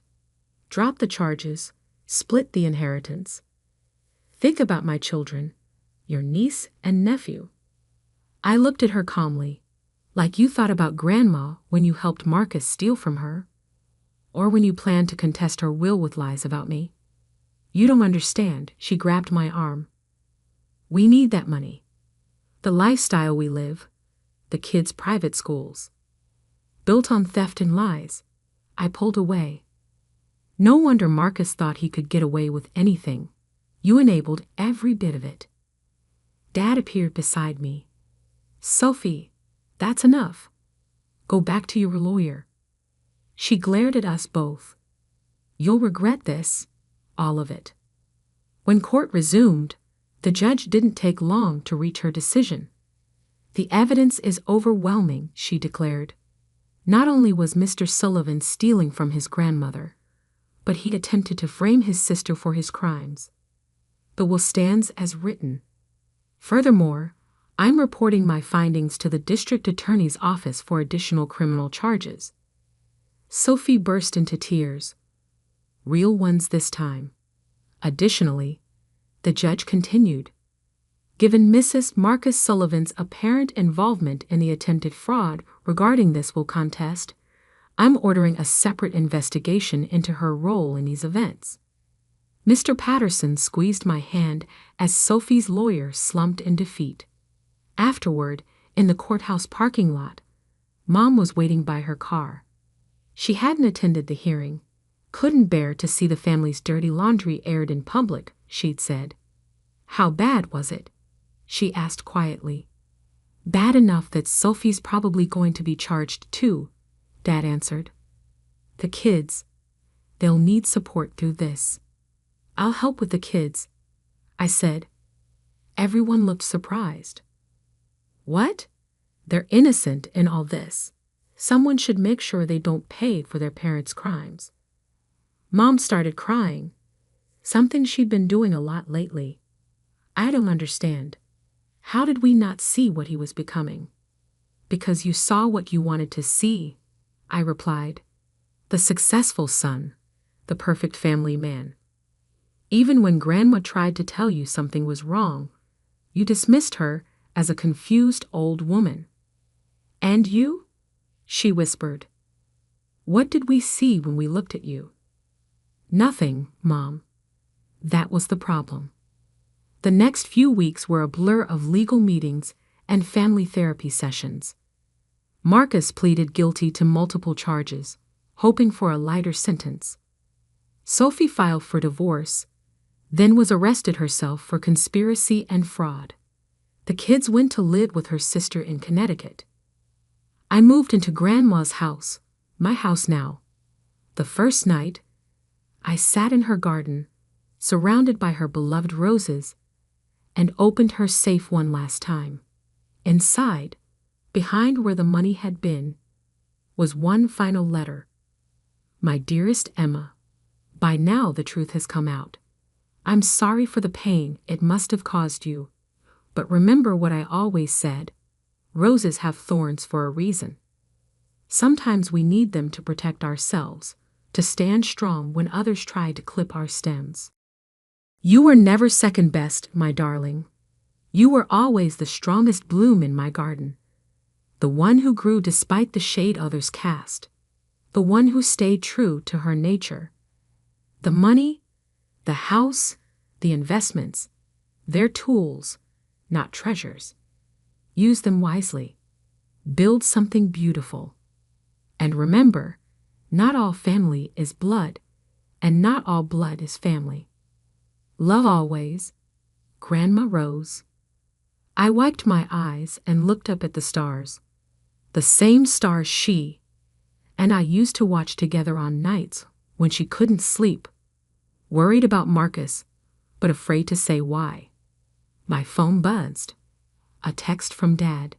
"Your mother and I would like to come by tomorrow. To talk. Really talk. If you're willing." I thought about it. About forgiveness and boundaries. About thorns and trust. "Yes," I replied, "but not in the house yet. Let's meet in the garden." Grandma always said roses make the best witnesses, because sometimes the greatest inheritance isn't what's in a safe or a will. Sometimes it's the strength to stand your ground, to let truth bloom even when others try to bury it. And sometimes, like Grandma's roses, you have to weather a hard frost before you can bloom again. I pinned her brooch to my jacket and smiled. The thorns might hurt, but they also protect, and I was done letting anyone steal what was rightfully mine, whether it was money, truth, or peace of mind. The scent of roasted lamb and fresh lilies filled our family's dining room as I sat quietly at the Easter table, watching my mother arrange the silverware with mechanical precision. Each fork, knife, and spoon placed exactly 1 inch from the edge, just as she'd done every holiday for the past 30 years. I was Sarah Mitchell, 34, successful investment banker, and according to my family, the disappointment who refused to settle down properly. "Sarah," my mother's voice cut through the silence, sharp as the knives she was placing. "Your sister Olivia is bringing her new fiancé today. Try not to make things awkward with your lifestyle choices." I nodded, suppressing a sigh. My lifestyle choices meant prioritizing my career over marriage, choosing to live in the city instead of the suburbs, and worst of all, refusing to conform to their idea of what a proper daughter should be. What they didn't know, what they'd never bothered to ask, was that I'd been the one keeping their perfect suburban dream alive for the past 5 years. Every month, I quietly paid half their mortgage as a guarantor, covered their property taxes, and even funded the renovations they bragged about to their country club friends. Dad walked in, already wearing his disapproving frown. The Hendersons next door just got back from their family vacation. All 3 generations. Their daughter Jessica has 4 kids now. 4. He looked at me pointedly.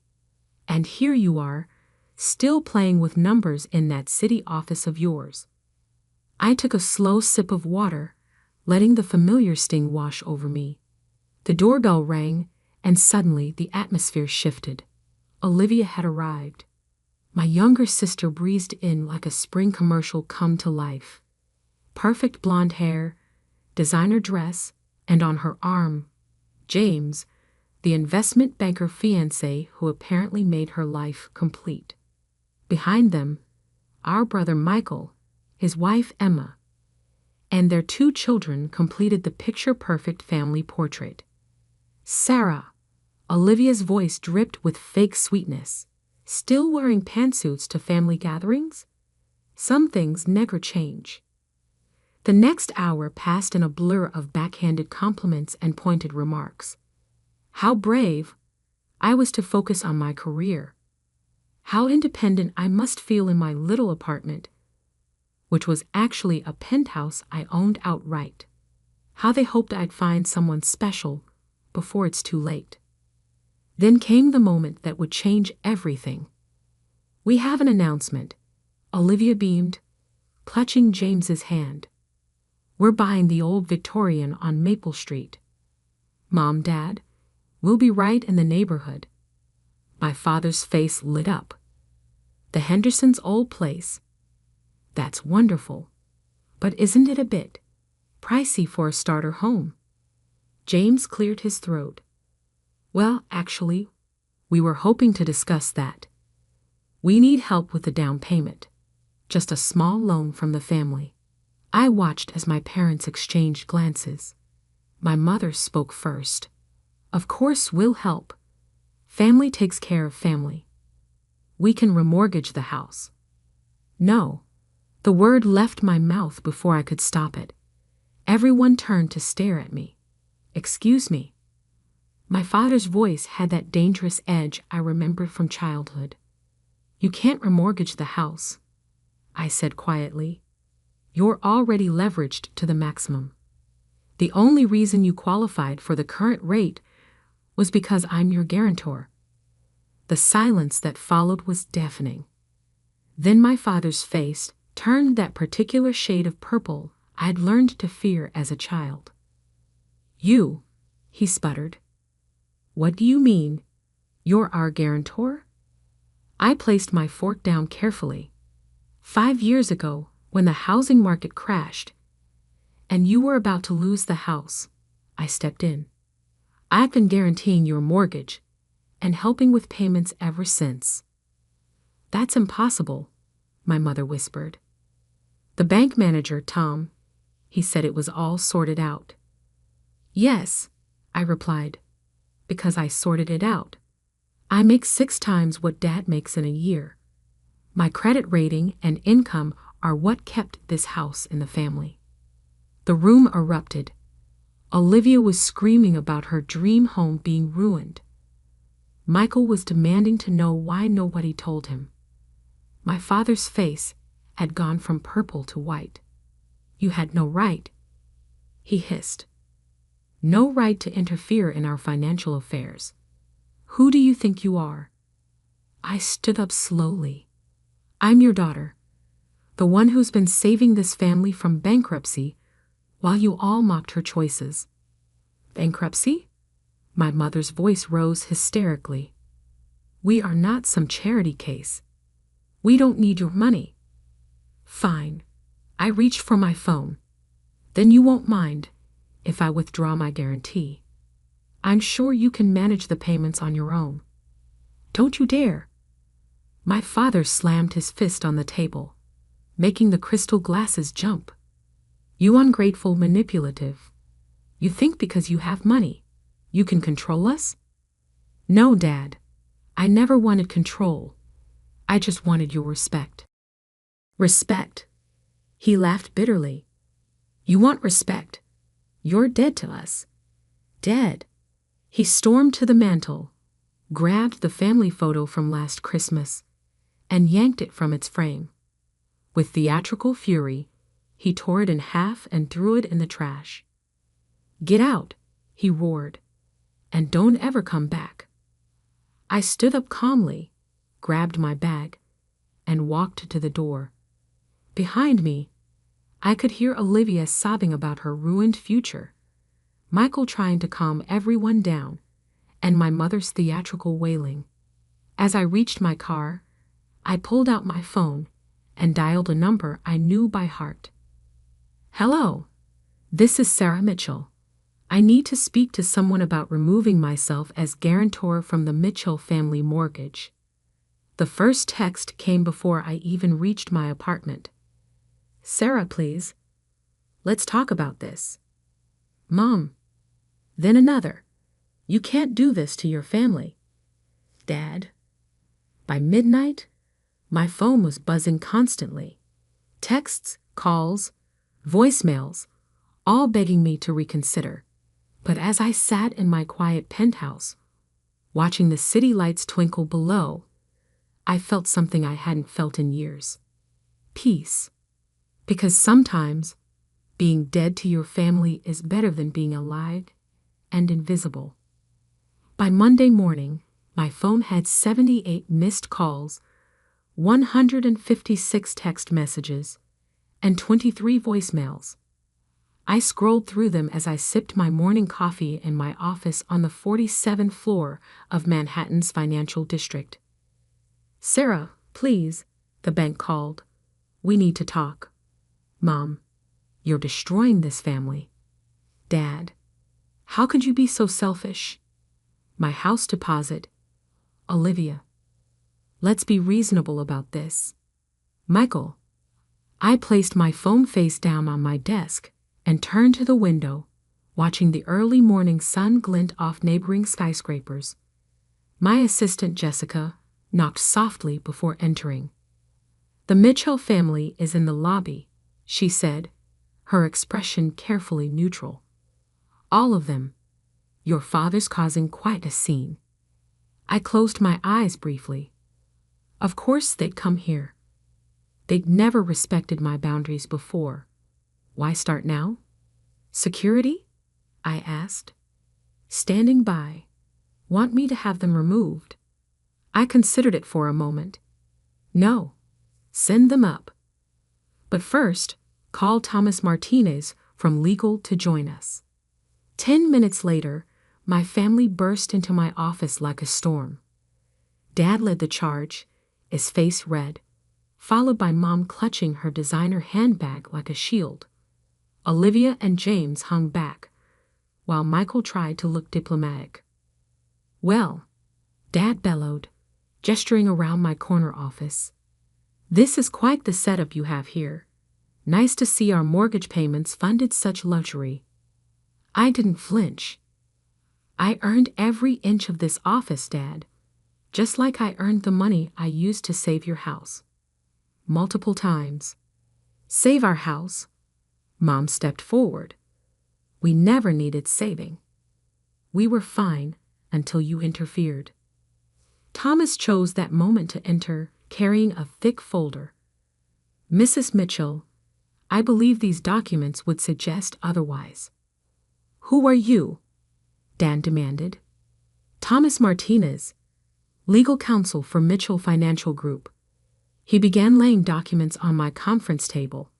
"I have here the complete financial history of your property for the past 5 years, including 3 foreclosure notices, 2 loan defaults, and the subsequent interventions by Sarah that prevented you from losing your home." My mother sank into a chair, her face pale. 3 foreclosure notices? That's impossible.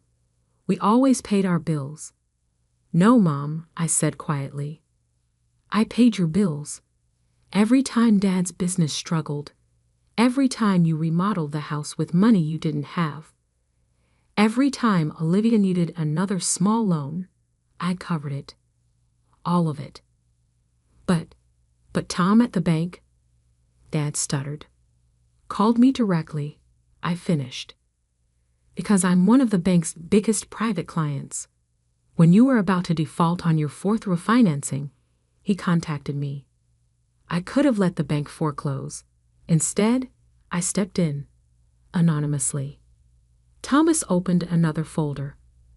"Ms. Mitchell has contributed approximately $847,000 to your household over the past 5 years. This includes mortgage payments, property taxes, home repairs, and various personal loans to family members. Olivia gasped. James looked like he might faint. That's impossible, Dad whispered. I stood and walked to my wall of achievements, awards, recognitions, press clippings they'd never bothered to read. I made junior partner at 28, senior partner at 31. Last year, I was named one of Forbes 40 under 40. My annual bonus alone is more than you've made in the past decade, Dad. Why didn't you tell us? Michael asked quietly. Would it have mattered? I turned to face them. Every time I tried to talk about my work, you changed the subject to Olivia's engagement or your kids. Every achievement was met with, but when are you getting married? Every promotion was overshadowed by someone else's life choices that you approved of more. Mom started to cry, but I couldn't tell if they were real tears or manipulation. We just wanted you to be happy. No, I cut her off.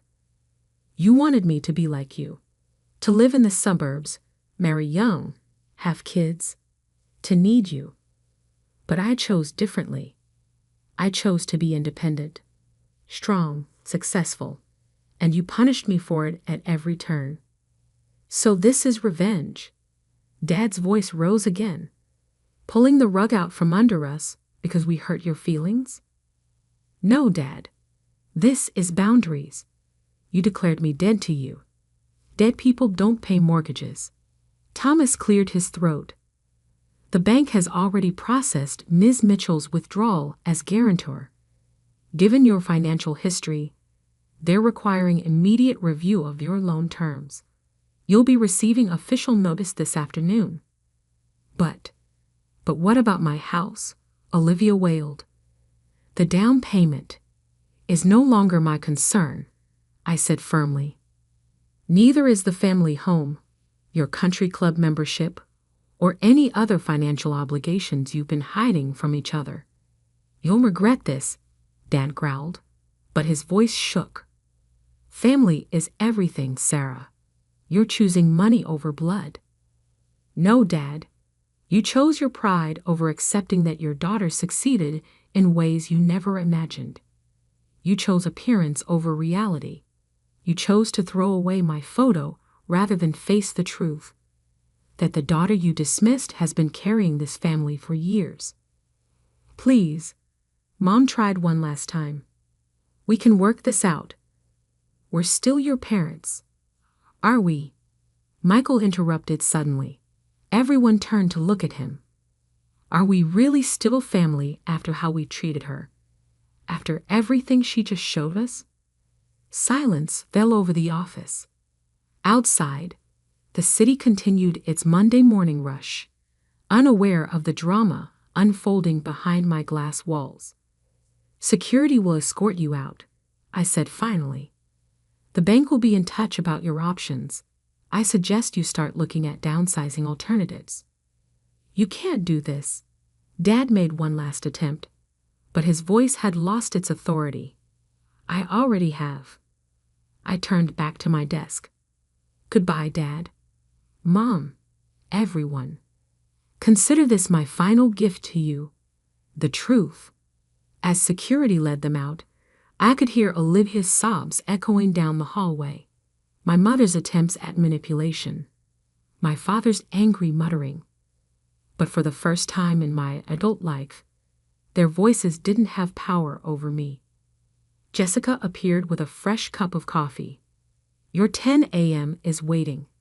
And, are you okay? I smiled, genuinely. You know what? I think I finally am. But as I prepared for my next meeting, my phone buzzed with a text from Michael. We need to talk. Alone. There's something you should know. I met Michael at a small cafe 3 blocks from my office the next evening.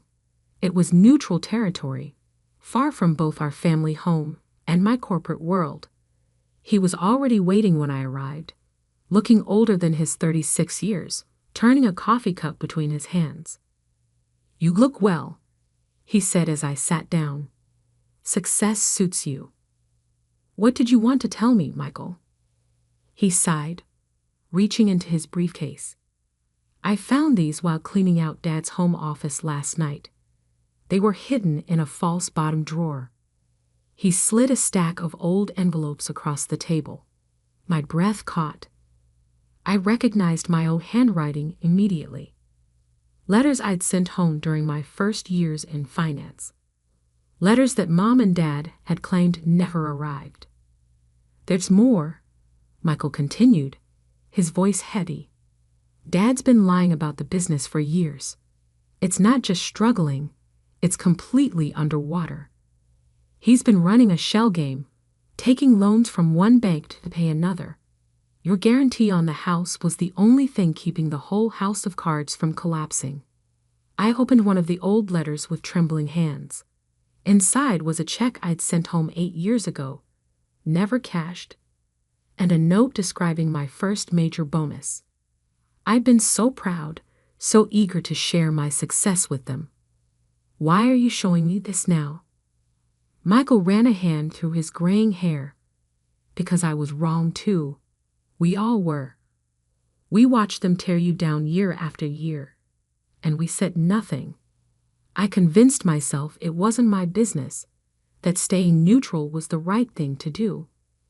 But after yesterday, seeing those documents, understanding what you've done for us all these years, I couldn't stay silent anymore. My phone buzzed, another text from Mom. Your father's had stress attack. Are you happy now? Michael saw the message. They're at the hospital. It's not serious, just anxiety. But they're using it to rally the family against you. Olivia's already posted on Facebook about how you've destroyed Dad's health with your cruelty. I laughed bitterly. Of course she has. There's something else. Michael hesitated. James, Olivia's fiancé, he's been asking questions at his bank about your role at Mitchell Financial. I think they're looking for something to use against you. They won't find anything, I said calmly. Everything I've done has been legal and documented, unlike Dad's creative accounting. Just then my phone rang, a number I recognized from the bank that held my parents' mortgage. I answered on speaker. Ms. Mitchell? This is Harold from First National. We've completed our review of your parents' loan situation. Given the withdrawal of your guarantee, and some concerning findings in their financial records, we're initiating immediate collection proceedings. I wanted to give you advance notice, given your previous involvement. Thank you, Harold. I appreciate the courtesy. After I hung up, Michael stared at me. What happens now? Now, they face reality. The house will go into foreclosure. Dad's business dealings will probably trigger an audit. The country club membership they've been floating on credit will be revoked. Their carefully constructed facade will crumble. And you're okay with that? I touched one of the old letters. They had chances, Michael. So many chances. Every time I reached out, every time I offered help openly, they chose pride over truth. They chose appearance over acceptance. Now they get to live with those choices. My phone buzzed again. An email from Olivia. I hope you're satisfied. You've ruined everything. Mom and Dad gave you life. And this is how you repay them. Michael read it over my shoulder. She still doesn't get it, does she? None of them do. They gave me life, yes. But I built this life. Every promotion, every dollar, every achievement. That was all me. The same me they rejected, mocked, and dismissed. The same me they declared dead when I finally stood up for myself. I gathered the old letters and stood. Thank you for showing me these. At least now I know I wasn't crazy. The letters did arrive. They just didn't want to acknowledge them. What about the family? Michael asked quietly. What family, Michael? The one that threw my photo in the trash? The one that only valued me for my secret financial support? Or the one that's sitting in a hospital right now, plotting how to use Dad's anxiety attack to manipulate me? He nodded slowly. For what it's worth, I'm sorry. Not just for them, but for my part in it. I should have spoken up sooner.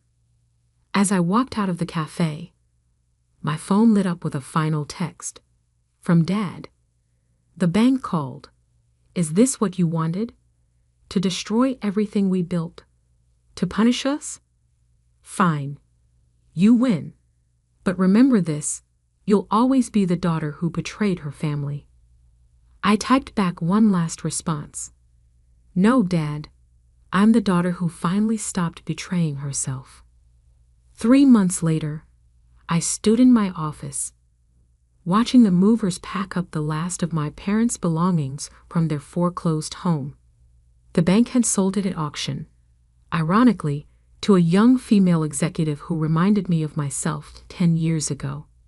Olivia had broken off her engagement after James left her for a junior partner at his firm. Michael had moved to Seattle with his family, choosing distance over the daily drama. Mom and Dad had downsized to a small rental, their social standing in shambles. Their financial house of cards finally collapsed. And me. I just closed the biggest deal of my career. My photo was on the cover of Business Weekly, under the headline, Rising Star Reshapes Financial Landscape. The article mentioned nothing about family trauma or personal costs. It focused solely on my professional achievements, exactly as it should. My assistant knocked gently. Your next appointment is here. And there's a letter from your parents' address. I took the envelope but didn't open it. Instead, I placed it in my desk drawer, right next to the torn photo from Easter dinner. Some letters don't need to be read. Some photos don't need to be repaired. Some endings are really beginnings in disguise. Because sometimes, being dead to your family is the only way to finally start living for yourself. The scent of roasted lamb and fresh lilies filled our family's dining room as I sat quietly at the Easter table, watching my mother arrange the silverware with mechanical precision. Each fork, knife, and spoon placed exactly 1 inch from the edge, just as she'd done every holiday for the past 30 years. I was Sarah Mitchell, 34, successful investment banker, and according to my family, the disappointment who refused to settle down properly. Sarah. My mother's voice cut through the silence, sharp as the knives she was placing. Your sister Olivia is bringing her new fiancé today. Try not to make things awkward with your lifestyle choices. I nodded, suppressing a sigh.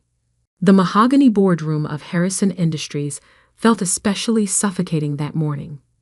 20 pairs of eyes watched as I arranged papers and water glasses, the same routine I'd performed for 5 years, ever since Uncle Richard declared that starting from the bottom was the only way to learn the family business. If only he knew that while I played secretary by day, I was secretly running Global Dynamics, the fastest-growing tech consulting firm in Asia, by night.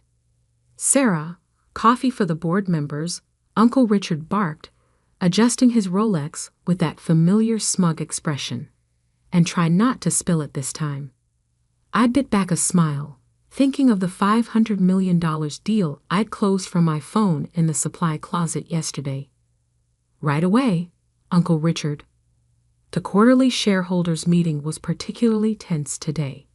Harrison Industries, a century-old manufacturing company, was losing ground to more innovative competitors. Uncle Richard's leadership style, stuck somewhere between 1950s autocracy and 1980s excess, wasn't exactly helping. As you can see from the projections, he droned on, our traditional methods have served us well for generations. We don't need to chase every new technological trend. I carefully placed a coffee cup in front of Mr. Jenkins, our oldest board member, while simultaneously checking my hidden earpiece.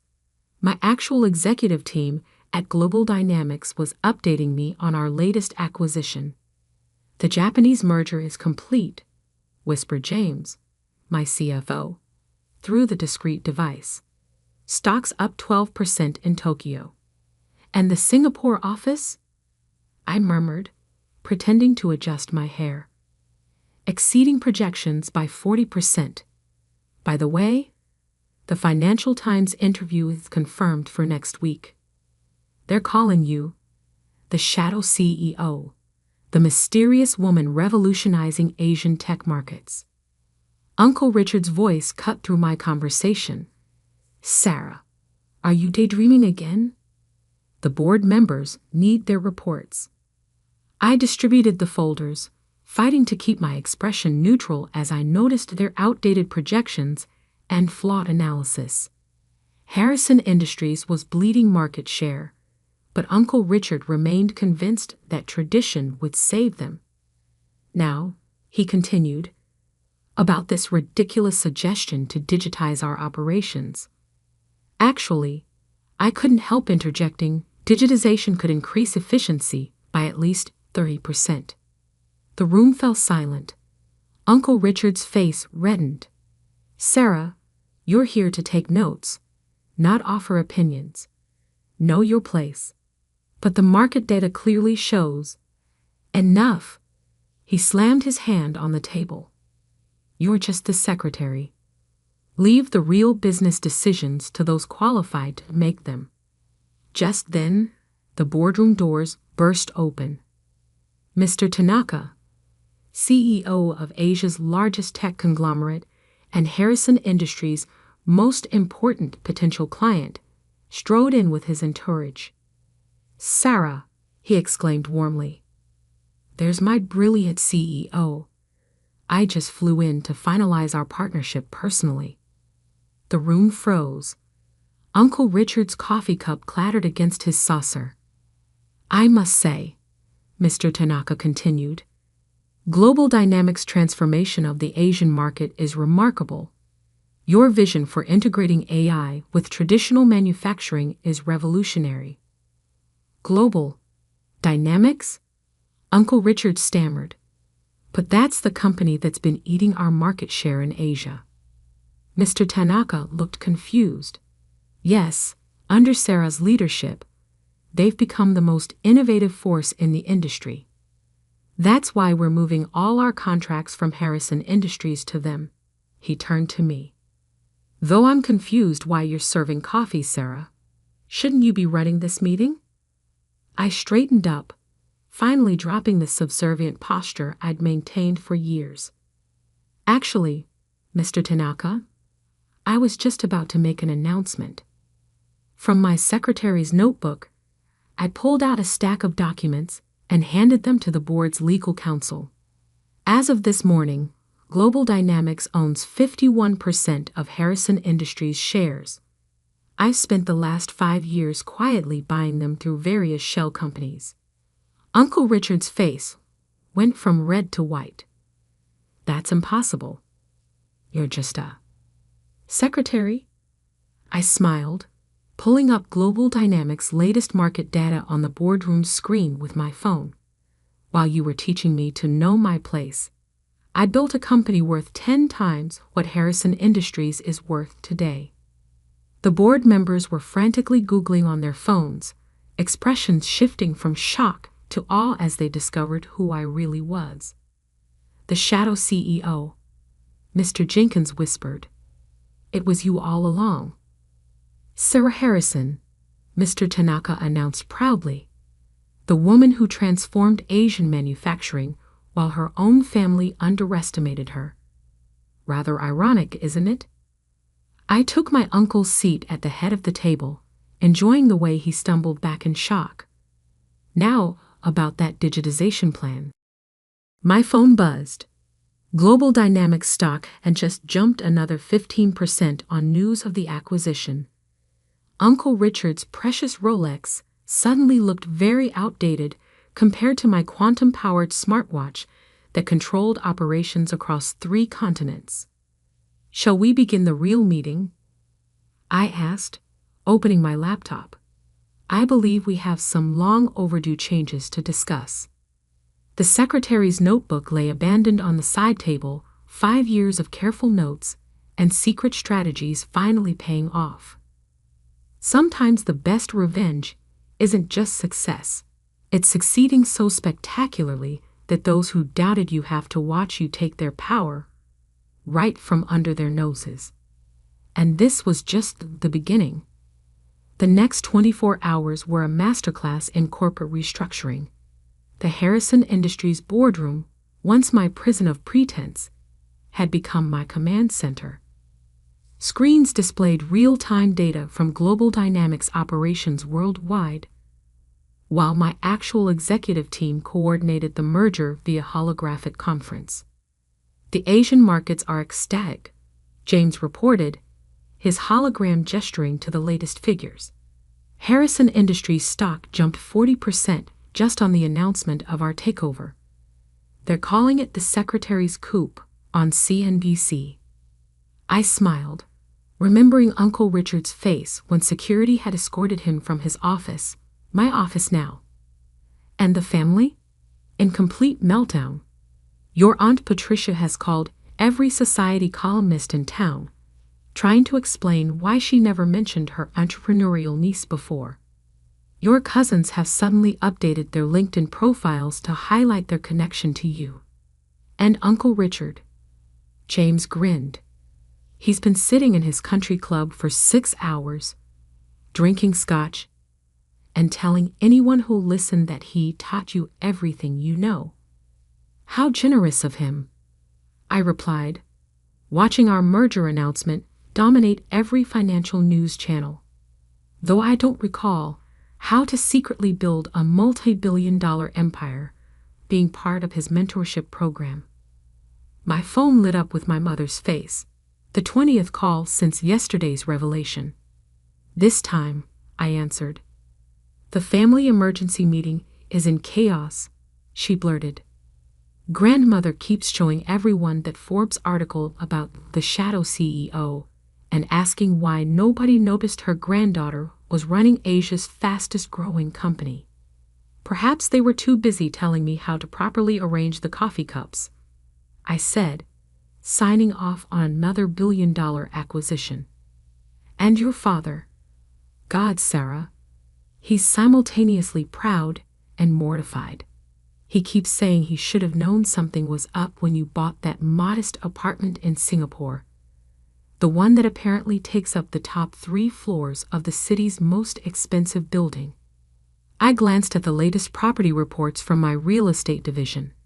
He might want to avoid reading tomorrow's Wall Street Journal. Then, they're doing a feature on my global real estate portfolio. How bad? Let's just say that modest apartment was the least of my acquisitions. The Harrison family compound? I bought it last month through a shell company. I own the ground they're standing on while having their emergency meeting. Silence on the line. Then, "Sarah, that's good business," I suggested. "I learned from the best after all. Uncle Richard always said to acquire assets strategically." After hanging up, I turned to my actual assistant, not a secret CEO playing pretend, but a Harvard MBA who'd chosen to work for me over every major tech company. "How's Operation Legacy proceeding?" She pulled up encrypted files on her quantum tablet. "We now control 73% of Harrison Industries subsidiaries through various holdings. The remaining 27% will be ours by market open tomorrow." "Make it today," I instructed, straightening my actual wardrobe, a hand-tailored channel suit that cost more than Uncle Richard's annual bonus. Time to accelerate the timeline. The afternoon brought a parade of revelations. My modest office, a 3-story penthouse command center with AI-powered everything, welcomed a stream of shocked family members. Each arrival was a carefully choreographed demonstration of power. Aunt Patricia nearly fainted when she saw her prized charity organization's building on my acquisition list. Cousin Michael turned pale when he realized the startup that had rejected his job application last month was one of my subsidiaries. And Uncle Richard's prized client list. I'd acquired most of their companies while serving him coffee. Then came the call I'd been waiting for. "Grandmother." "My dear." Her voice carried its usual steel. "The family seems to think you've orchestrated quite the coup." "Not a coup, grandmother. Just good business." "Indeed." A pause. "Your grandfather would have loved this. He always said the quiet ones were the most dangerous." I smiled, remembering the old man who taught me chess while everyone else taught me filing systems. He left me his first dollar, you know. Said sometimes the best moves are the ones nobody sees coming. "The family meeting continues tomorrow. Will you attend?" "Of course. It's being held on my property, after all." Another pause. Then, "Well played, my dear. Very well played indeed." The sun was setting over the city as I reviewed the final details of our global restructuring. On my screens, global dynamics innovations were transforming industries across continents. The technology Uncle Richard had called unnecessary was revolutionizing everything from manufacturing to artificial intelligence. James appeared with fresh intelligence. "Your cousins have sent a combined total of 42 job applications to our HR department. Your aunt is telling everyone she always knew you were special. And Uncle Richard? He's just discovered that his favorite whiskey distillery is now owned by your beverage division." I adjusted my quantum-powered watch, worth more than their combined net worth. "Schedule a family dinner for next week. My treat. The country club they could never get a membership to." "No, the one I bought this morning. And James? Make sure the private dining room displays our latest technology." It's time they understood exactly what they've been dismissing as secretarial work. My phone buzzed with updates. Our AI division had achieved another breakthrough. Our quantum computing platform had solved another impossible problem. And our market cap had just exceeded the GDP of several small nations. One more thing. I called as James headed out.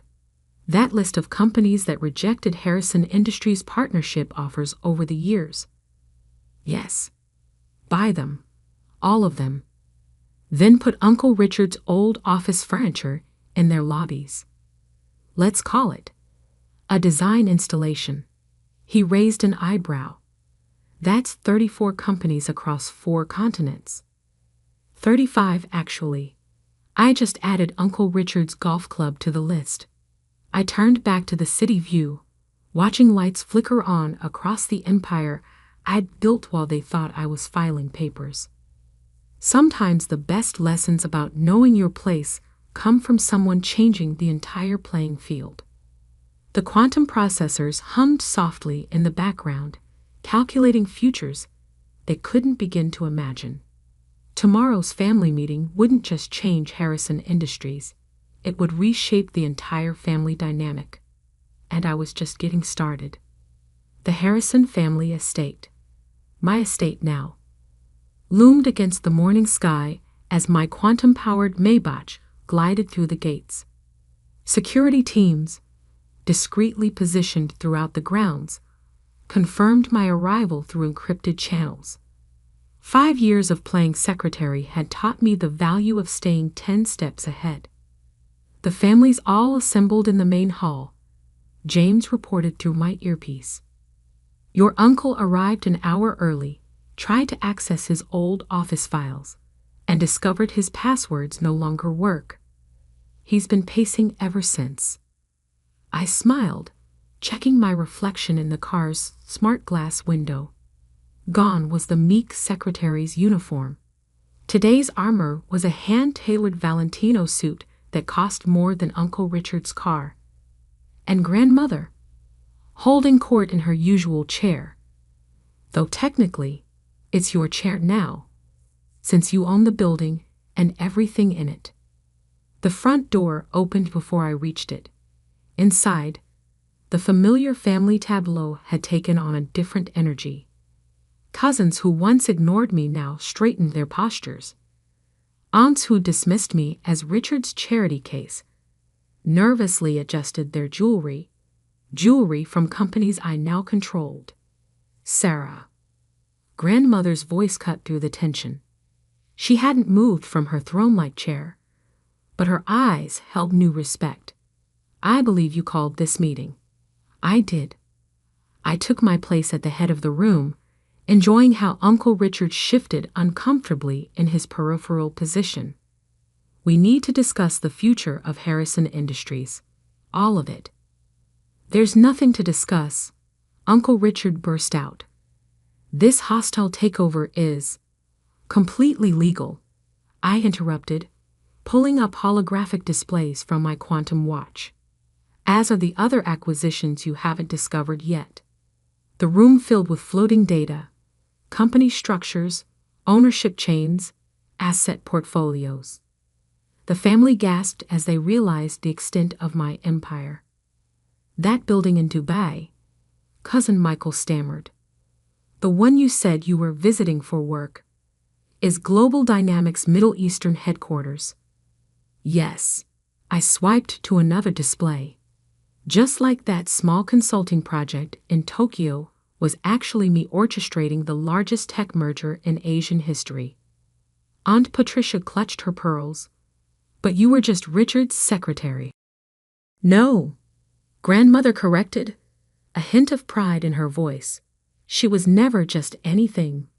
Were you, dear? I stood, commanding the room with the presence I'd hidden for years. While you were all teaching me to know my place, I was building something none of you could imagine. Global Dynamics isn't just a company, it's the future. The holographs shifted to show our latest innovations.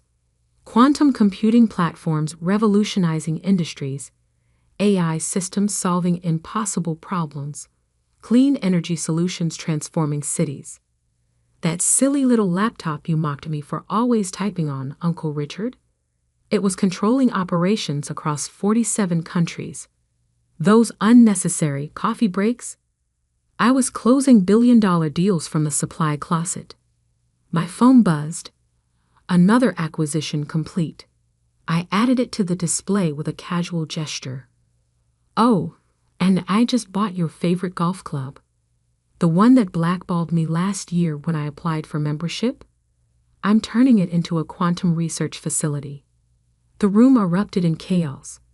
Cousins frantically checked their phones, discovering their trust funds were now invested in my companies.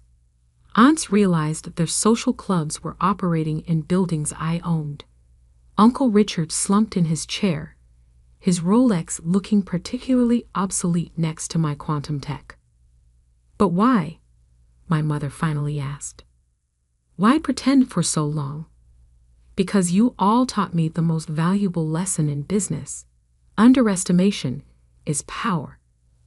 I pulled up footage from yesterday's CNBC interview, my first public appearance as Global Dynamics CEO. While you were busy dismissing me, I was learning every weakness, every flaw in your empire, and building something better. Grandmother's laugh cut through the tension. Oh, Richard, you fool. You gave her the perfect cover. Who notices the secretary in the corner? Who censors themselves around the girl bringing coffee? You handed her every secret we had. The board meets in an hour, I announced, gathering my things. I've arranged for cars to take everyone home, to the homes I now own, by the way. Grandmother, you'll stay for the meeting. Wouldn't miss it, dear. She rose regally. Someone should witness the changing of the guard. Uncle Richard made one last attempt. The family will never accept. The family, I cut in, doesn't have a choice. Check your portfolios. While we've been talking, Global Dynamics completed its acquisition of every remaining Harrison asset. The papers are calling it the most brilliant corporate takeover in history. I turned to leave, then paused. Oh, and Uncle Richard, clear out your office by 5. My actual secretary needs the space. She has an MBA from Harvard, by the way. I believe in paying for quality. The quantum processors hummed through the building, my building, as I walked out, leaving behind a family realizing they were now working for the secretary they'd underestimated. My phone lit up with notifications. Stock prices soaring, innovations launching, empires rising. Grandmother caught up with me at the door. Your grandfather would be proud, she said softly. He always said true power isn't in what you show, but in what you hide. I learned from the best, I replied, stepping into my waiting car. Though I did add some modern touches to his philosophy. The quantum technology? No, I smiled. The satisfaction of proving everyone wrong. As we drove away, I watched the family scatter to their newly owned homes, their newly controlled companies, their newly reshaped world. The secretary had become the CEO, the coffee girl had become the queen, and the family that had underestimated me for so long was now living in my empire. Sometimes the best revenge isn't just success, it's succeeding so spectacularly that those who doubted you become footnotes in your story. And as for that old saying about knowing your place, well, sometimes your place is exactly where they least expect you to be, at the top. The text arrived at precisely 7:43 a.m. Family meeting tonight. Non-negotiable. We need to discuss your situation. Dinner at 6. Don't be late. Mom. I stared at my phone screen in my real office, the entire 47th floor of the Apex Tower, not the shabby co-working space my family thought I operated from. The wall of windows offered a panoramic view of the city skyline, a view I'd earned but never bragged about. Another intervention? Michael, my COO, asked from the doorway. He'd been with me since the beginning. One of the few who knew the full story. Apparently, my situation requires immediate family attention, I replied, making air quotes. They're probably worried about my mental health after seeing my ancient Toyota in their driveway last weekend. Michael laughed, then turned serious. You know, the Bloomberg piece is scheduled for tonight. Are you sure you want to be at your parents' house when it breaks?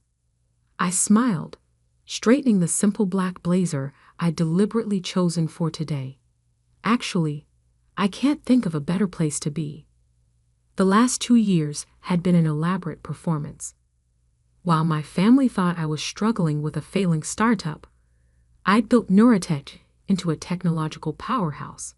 Our AI systems were revolutionizing everything from healthcare to space exploration. Major tech companies were our clients, though they didn't know the founder's identity. I'd kept my name out of everything, operating through layers of corporations and trusted proxies. My phone buzzed again. This time, it was my sister Elizabeth. Mom's worried sick about you. That apartment in the bad part of town. The clearance rack clothes. Please tell me you'll let us help you get back on track. If only they knew that I owned the entire bad apartment building, or that my clearance rack outfit today was actually hand-tailored Italian wool, deliberately distressed to look cheap. The deception had started as self-protection and evolved into an elaborate experiment. How long could I build an empire while my family thought I was failing? I arrived at my parents' Tudor mansion at 5:58 p.m. The circular driveway displayed the usual lineup of luxury vehicles. Dad's Mercedes, Mom's Range Rover, Elizabeth's Porsche, and my brother James's Tesla. My Toyota looked comically out of place, exactly as intended. The housekeeper opened the door before I could knock. "They're in the living room, Miss Sarah," she whispered, giving me a sympathetic look. "Your mother's been preparing all day." I could imagine. Mom's preparations usually involved color-coded folders of job listings and testimonials from her friends' children about the joys of corporate life. The living room was set up like an intervention. Mom perched on her favorite armchair, designer outfit perfectly pressed. Dad stood by the fireplace in his power pose, the same one he used in corporate boardrooms. Elizabeth and her husband Richard sat on one sofa, while James and his wife Margaret occupied the other. The TV mounted above the fireplace was tuned to Bloomberg, providing background noise. "Sarah, darling." Mom rose to air kiss my cheek. "You look comfortable." Translation: "You look poor." "Thanks, Mom." This blazer was a great find at the thrift store. Elizabeth nearly choked on her wine. Dad cleared his throat. "Sarah, we've asked you here because we're concerned. It's been 2 years since you left your position at Goldman Sachs." "A managing director position," Mom interjected, "to pursue this startup idea. We've been patient, supportive." I bit back a laugh. Their version of support had been weekly emails about job openings and constant reminders about the benefits of real employment. "Your mother, and I think it's time to discuss next steps," Dad continued. "Moving forward, perhaps considering a return to banking," Elizabeth supplied helpfully. "Marcus at Goldman still asks about you." "Or consulting," James added. "My firm is always looking for—" "I'm doing fine," I interrupted. "Fine." Mom's voice rose. "Living in that tiny apartment. Such a waste of your potential. Harvard MBA, top of your class. And now what? Some mysterious tech project you won't even explain properly." The TV behind them caught my attention. The Bloomberg logo flashed, and I checked my watch. 6:30 p.m. Right on schedule. "Breaking news," the anchor announced. "The tech world's biggest mystery is about to be solved. The founder of Neurotech, whose identity has been the subject of intense speculation, will be revealed tonight. Sources value the company at $5.2 billion. My family barely noticed the broadcast, too busy listing my failures." Sarah, Richard, Elizabeth's husband, leaned forward with his best mansplaining expression. "I've looked into the tech sector. It's oversaturated. Without serious capital. SOURCECONFIRM. The TV blared. NEURATCFOUNDERCARABENET. The room froze. 6 heads whipped toward the screen, where my professional headshot now filled the display. The 29-year-old HARVARDGRADUATE has built the most innovative AI PANY in Silicon Valley. OPE rating in complete SECREC for 2 years. Mom's wineglass slipped from her fingers, staining the Persian carpet. Dad's mouth opened and closed without sound. Elizabeth grabbed her phone, frantically Googling. "Oh my God," she whispered. "Oh my God." James stood up so fast, he knocked over a lamp. "This has to be a mistake. Sarah's company is. She works in a co-working space. She drives a Toyota." I pulled out my phone as it started buzzing with notifications. "Actually, I own the building that houses that co-working space, and several others. The Toyota is just practical. Why waste money on flashy cars when you can invest in appreciating assets? 5 billion, Dad stammered. Point 2, I corrected. Though that valuation is from last month, it's probably higher now. Margaret, who'd been scrolling on her tablet, looked up with wide eyes. The Forbes 30 under 30 list just updated. You're number 1. Sarah.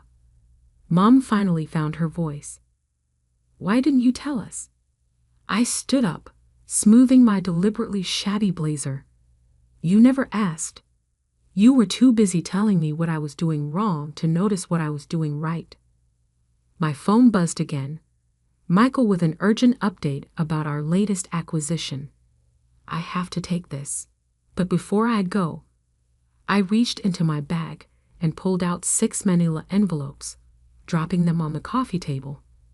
These are NDAs.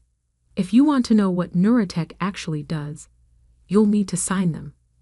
Standard procedure for anyone who wants to discuss the company with me. NDAs. Richard scoffed. For family? Especially for family. After all, I smiled sweetly. I learned about protecting assets from the best. Right, Dad? The Bloomberg anchor was still talking. Revolutionary AI technology. Major contracts with NASA, Google, and Apple. The most successful stealth startup in history.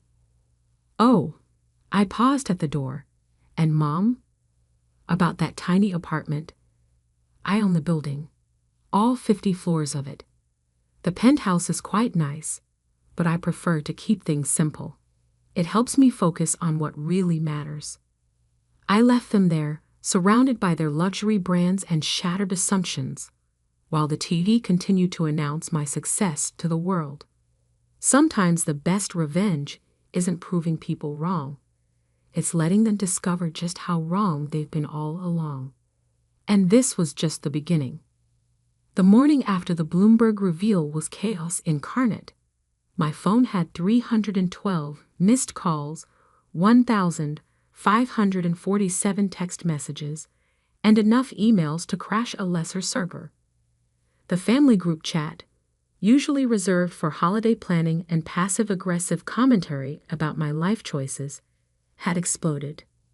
I sat in my actual home office, not the modest apartment they'd visited, but the 3-story penthouse occupying the crown of one of the city's most exclusive buildings. Floor-to-ceiling windows offered a view of the sunrise over the harbor, while multiple screens displayed real-time data from Neurotech operations worldwide. Michael arrived at 7 a.m. sharp, carrying 2 cups of artisanal coffee and a tablet full of updates. Your cousin Trevor, the one who called your startup a cute hobby at Thanksgiving, has tried to connect on LinkedIn 15 times since midnight, he reported, fighting a smile. And your brother's wife, Margaret, has suddenly updated her profile to mention she's your sister-in-law. I sipped my coffee, scanning global market reactions. What's the media situation? Unprecedented. Wall Street Journal wants an exclusive. Time magazine is offering a cover story. TED wants you to keynote. The White House called. Apparently, the president is interested in our AI security protocols. He paused. Oh, and your father's company stock dropped 8% this morning. That detail made me look up. Bennett Global, Dad's pride and joy, had been struggling to adapt to the digital revolution. I'd offered to help 18 months ago, presenting a detailed digital transformation strategy. He dismissed it as trendy tech nonsense and suggested I focus on real business fundamentals. My phone lit up with Mom's face. This time, I answered. Darling, her voice dripped honey. We're hosting an emergency family brunch. The board members will be there. Your father thinks. Can't. Flying to Dubai in 2 hours. Meeting with sovereign wealth funds. But But this is crucial. The family's reputation. Mom, I'm about to announce a $2 billion acquisition. Whatever Dad's thinking will have to wait. Silence. Then, $2 billion? Give my regrets to the board. And tell Dad he might want to look into his company's cybersecurity. The vulnerabilities I noticed last year, they're worse now. After hanging up, I turned to Michael. How's Operation Phoenix progressing? He grinned, pulling up a secure file. Right on schedule. Your family has no idea we've been systematically acquiring Bennett Global shares through various shell companies. We're at 34% ownership. Make it 40% by month's end. I stood straightening my now designer suit. Time to show them what trendy tech nonsense can do. The next few days were a whirlwind of strategic moves and damage control. Elizabeth sent hourly texts, alternating between apologies and business proposals. James tried to schedule meetings through every connection he had. Dad's executive assistant called every 15 minutes. Then came the announcement that shook the family foundation to its core. I was in Singapore, finalizing details with our newest quantum computing division, when the news broke. Neuratech had developed an AI-driven industrial automation system that could revolutionize traditional manufacturing, exactly what Bennett Global desperately needed to remain competitive. My phone rang. Dad. Sarah. His voice was strained. The board is meeting tomorrow. Our stock has dropped 15% since your reveal. Major investors are questioning why we didn't partner with you when we had the chance. They're calling for new leadership. I know. You know? Dad, check your latest shareholder report. The detailed version this time. Papers rustled, followed by a sharp intake of breath. 40%. But how? When? Remember when you said I needed to learn about real business fundamentals? I learned, very thoroughly. What do you want? Tomorrow's board meeting. I'll be there. And Dad? Wear your best suit. CNBC will be covering it. I ended the call and gazed out over the Singapore skyline. Michael appeared with fresh intelligence. Your mother's called every PR firm in New York, trying to control the narrative. Elizabeth's husband is quietly shopping his resume. And that trust fund cousin who mocked your little computer project at Christmas? He's asking if we're accepting applications. I smiled, adjusting my Cartier watch, the one I'd bought, but never worn to family functions. Schedule a family dinner for next week. My treat. Book the private room at that restaurant they could never get into. The 3-star Michelin one? No, the one I acquired last quarter. The pieces were falling perfectly into place. I'd spent 2 years being underestimated, dismissed, and pitied. Now it was time to show them exactly what happens when you mistake patience for strategy. But first, I had other matters to attend to. My phone buzzed with a message from our Tokyo office. The quantum computing breakthrough was ready for testing. Another from our Berlin team. The neural interface prototype had exceeded expectations. And a third from our secret facility in Nevada. Project Prometheus was ahead of schedule. Michael. I called as he headed for the door. One more thing. That list of companies Dad rejected partnership offers from over the past 5 years. Yes. Buy them. All of them. He raised an eyebrow. That's 13 companies across 4 continents. 14, actually. I found another one this morning. I turned back to the window, watching the sun rise over a city that had no idea what was coming. It's time to show them what empire building really looks like. The real game wasn't just about proving them wrong anymore. It was about reshaping the entire playing field. And I was just getting started. The morning of the Bennett Global Board meeting dawned with a certain poetic tension. I arrived in my custom Rolls-Royce Phantom, no more playing modest. The security guard who'd once directed me to visitor parking now scrambled to open the executive gate. "Ms. Bennett, we weren't expecting." "Yes, you were." I handed him a folder. "Your new security protocols, effective immediately. Neuratech's AI systems detected 7 vulnerabilities in your current setup." The lobby of Bennett Tower was chaos. Reporters clustered outside, held back by security. CNBC had set up a live feed. The stock ticker above the reception desk showed Bennett Global's shares continuing their downward spiral. My heels clicked against marble as I crossed to the private elevator, the one I'd been told countless times was for executive use only. The same elevator where, 2 years ago, Dad had suggested I take some time to reconsider my priorities.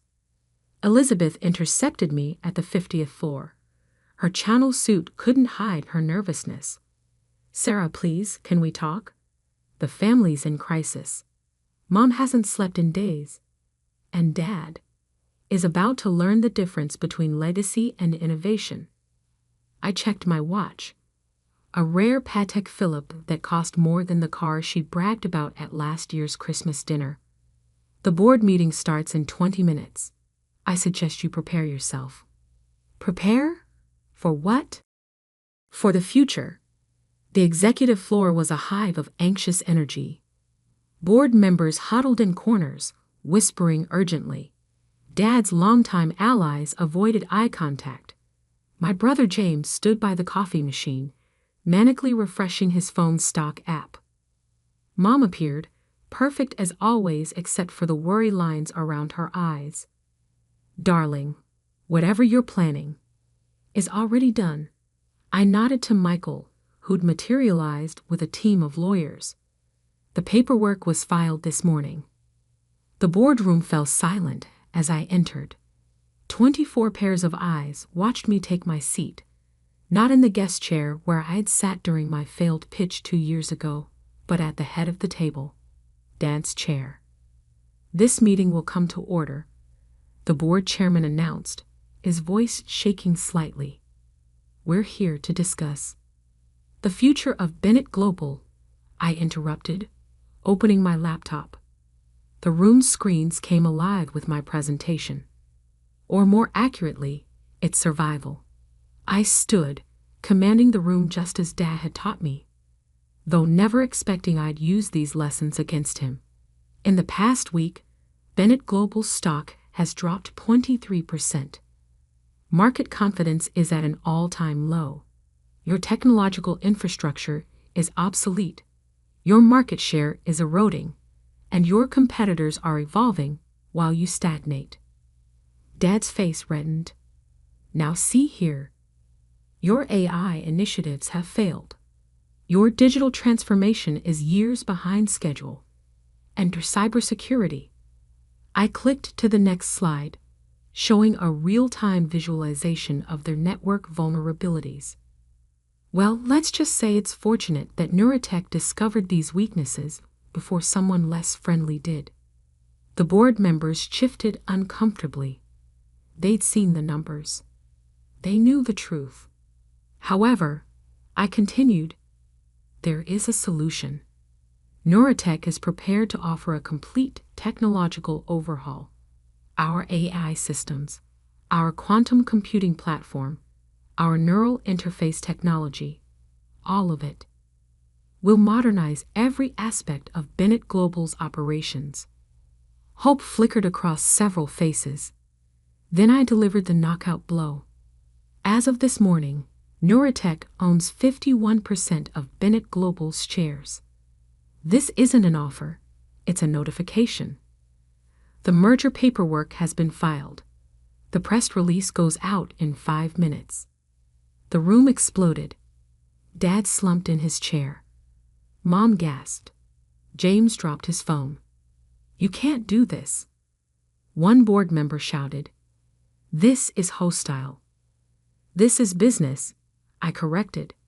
Something this family taught me very well. The shareholders will be pleased. Our stock is up 12% in pre-market trading just on merger rumors. I clicked to the final slide. The restructuring begins immediately. New board, new management, new direction. I turned to my father. You always said Bennett Global would be my inheritance someday. I just decided not to wait. The next hour was a blur of signatures, legal documents, and shell-shocked expressions. By noon, I was CEO of both Neurotech and Bennett Global. The empire I'd built had just doubled in size. As the board members filed out, I finally turned to my family. Now, about dinner tonight. Dinner? Elizabeth looked dazed. How can you think about dinner? Because I own the restaurant, and the building it's in, and most of this block, actually. I smiled. I thought it would be a good place to discuss the future of our family enterprises. All of them. Mom stepped forward. Sarah, why didn't you just tell us? All this dissection, this elaborate game. Would you have listened? 2 years ago, I tried to tell you about AI's potential, about the future of technology. You all laughed, called it my little hobby. Well, my little hobby just reshaped the entire industry. I gathered my things, ready to head to my first press conference as CEO of the merged companies. Dinner's at 8. Don't be late. And dress appropriately. Forbes wants family photos for next month's cover story. As I walked out, Dad called after me. When did you become so ruthless? I turned back one last time. I learned from the best, Dad. You taught me that business is business. I just played the game better than you expected. The elevator doors closed on their stunned faces. My phone buzzed. Both companies' stocks were soaring. Michael appeared with my schedule. The family dinner tonight, he said. Should I arrange security? No need, I smiled. Just make sure the photographers get my good side. After all, this is what a modern empire looks like. The sun was setting over the city as my car pulled away from Bennett Tower. My tower now. In the rearview mirror, I could see my family standing at the window, watching me leave. But this time, I wasn't driving away in a Toyota. This time, I was driving toward the future I'd built in a car that cost more than their annual bonuses combined. Sometimes the best revenge isn't just success. It's succeeding so spectacularly that those who doubted you have no choice but to acknowledge your victory. And as for my situation that had so worried them, well, some situations turn out better than anyone could have imagined. The turkey was perfectly golden, the cranberry sauce homemade, and the tension thick enough to cut with the silver carving knife my mother had laid out for the occasion. I sat quietly at my usual place at the Thanksgiving table, watching steam rise from the sweet potato casserole while my family tore my life choices apart. I'm Olivia Barrett, 32, investment banker turned venture capitalist, and according to my family, the disappointment who abandoned them for the corporate world. Did you hear about Christine's daughter? My mother asked, pointedly avoiding my gaze.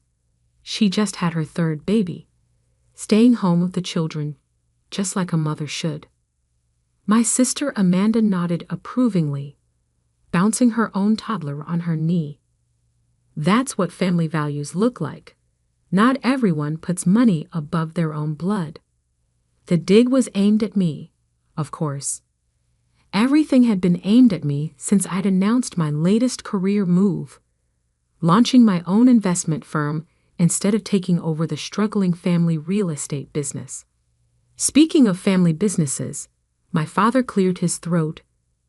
We need to discuss something important. He set down his fork, adopting the stern expression I remembered from childhood scoldings. The company's facing some temporary challenges. I took a slow sip of water, already knowing where this was heading. I'd seen the company's books last month, not because they'd shown me, but because I'd done my due diligence when they'd first pressured me to take over. The numbers weren't just bad. They were catastrophic. "We need capital," Dad continued. "Quick injection of funds to tide us over. Since you're doing so well with your—" He waved his hand dismissively. "Whatever it is you do with other people's money, we thought you might want to help preserve your inheritance." "You mean bail out the company?" I asked quietly. "Don't say it like that," Mom snapped. "This is family. We support each other." I set down my glass carefully. "Have you considered selling some properties? Restructuring the debt?" "Sell?" Dad's face reddened. "These properties have been in our family for generations. We just need a loan. $3 million should cover it, just until things improve." The room went silent. Even Amanda stopped bouncing her baby. $3 million, I repeated. "That's not a loan, Dad. That's a rescue package. And from what I've seen of the books, things aren't going to improve without major changes." Mom gasped. "You looked at our books without permission?" "I had to. You've been pushing me to take over the company for months, but you never showed me the real numbers. Now I know why. How dare you?" Dad's voice rose. "Sneaking around, spying on your own family. It's called due diligence," I replied calmly. "And the company's not just struggling, it's drowning. You've mortgaged everything, including this house, to keep it afloat. You're 3 months behind on payments to suppliers, and the bank's already talking about calling in their loans." Amanda jumped up, clutching her baby like my words might contaminate him. "You've been investigating us? What kind of sister does that?" "The kind who doesn't want to throw good money after bad," I said.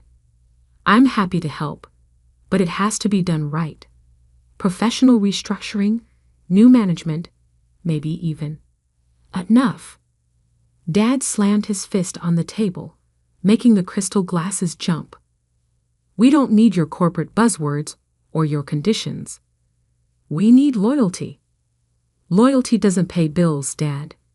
And $3 million won't fix what's broken in the company's structure."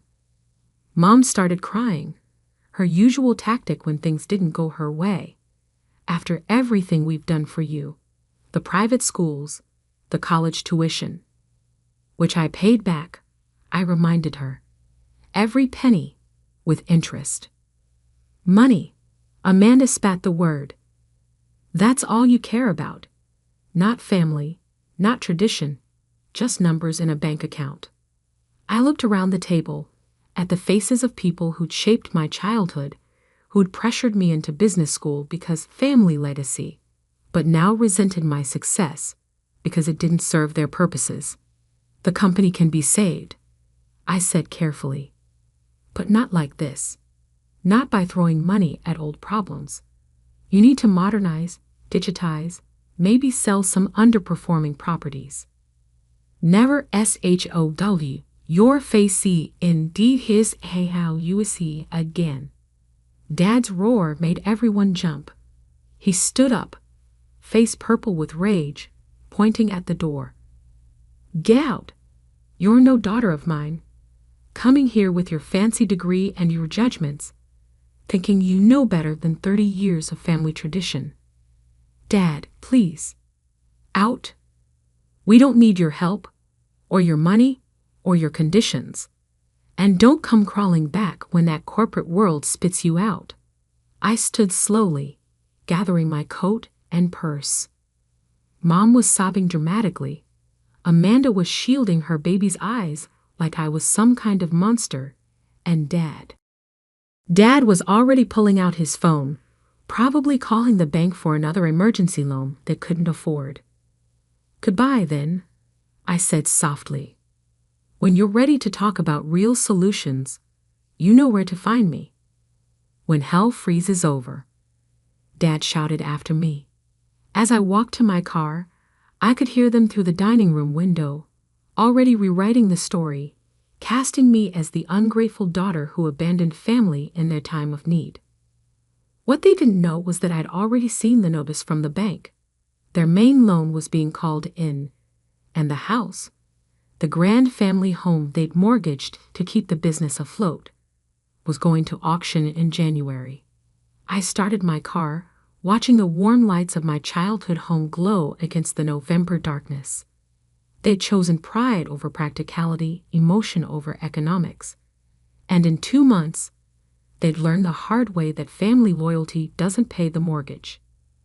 My phone buzzed. A text from my assistant. Meeting confirmed with First National Bank tomorrow. They're ready to discuss the Barrett portfolio. I smiled slightly as I pulled away from the curb. Sometimes the best revenge isn't showing people they're wrong, it's letting them find out for themselves.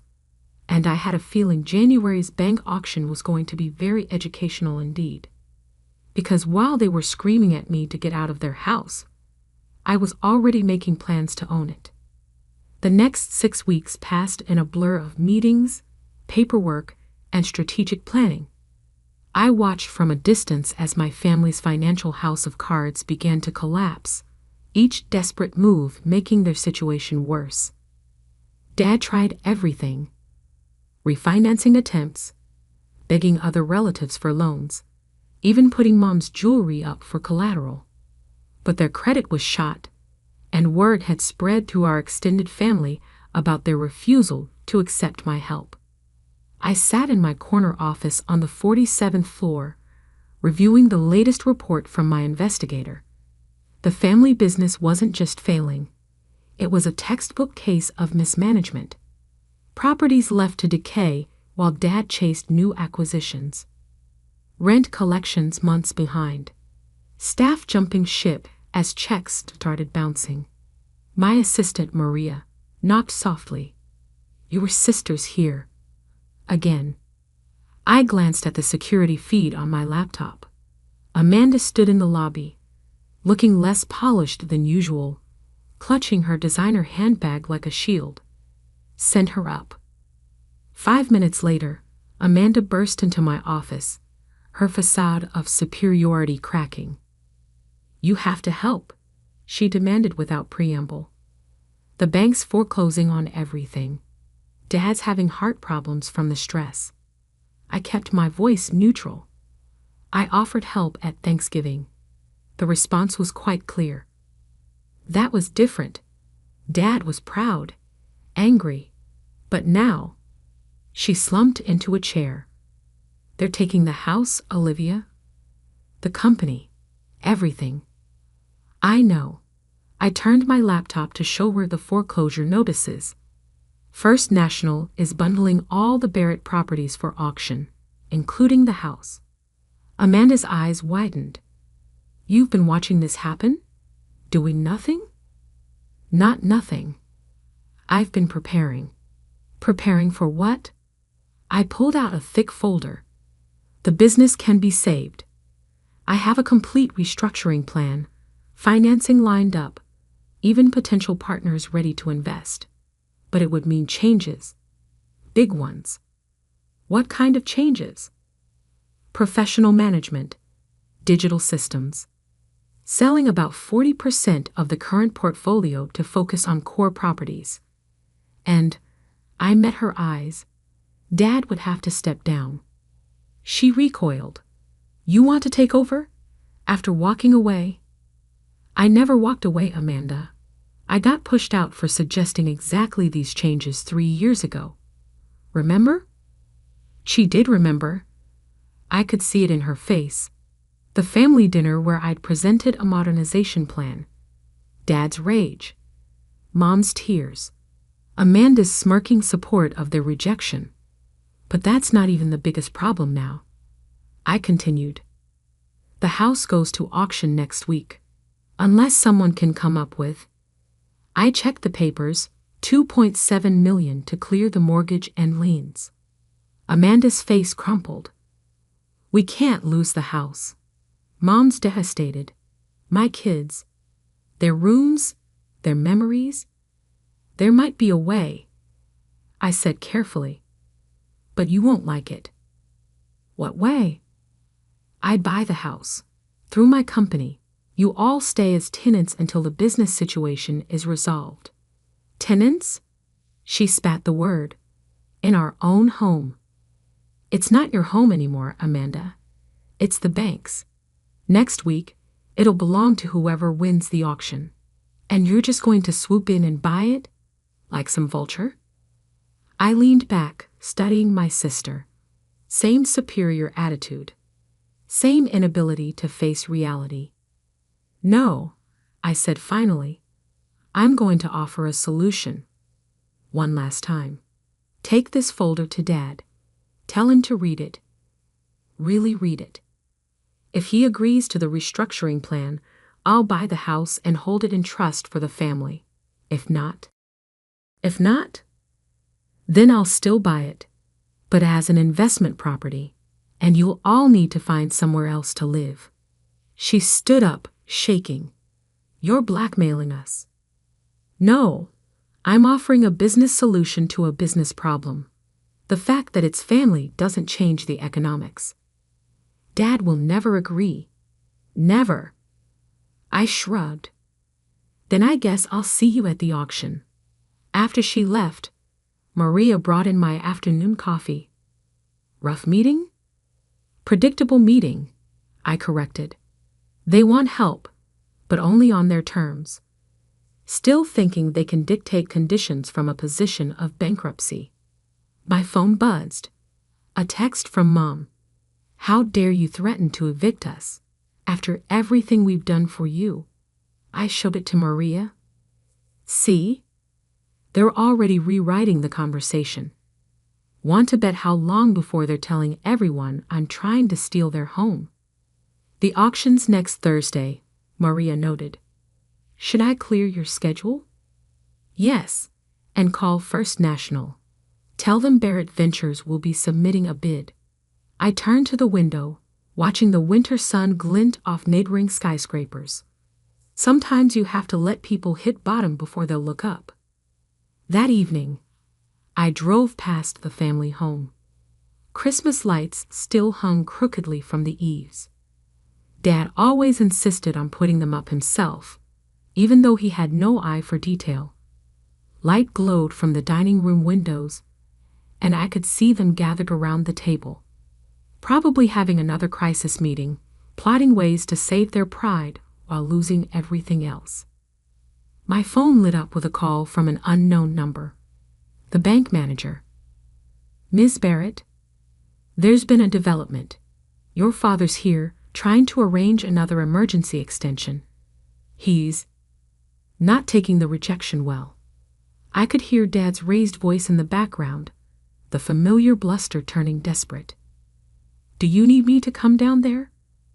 No, security's handling it. But he's saying things about you, about your intentions regarding the auction. Let me guess, he's accusing me of orchestrating the whole thing. Among other things, should we be concerned about auction day? I thought about it. About Dad's temper, his pride, his inability to accept change or blame. Yes, I said finally. You should probably have extra security, just in case.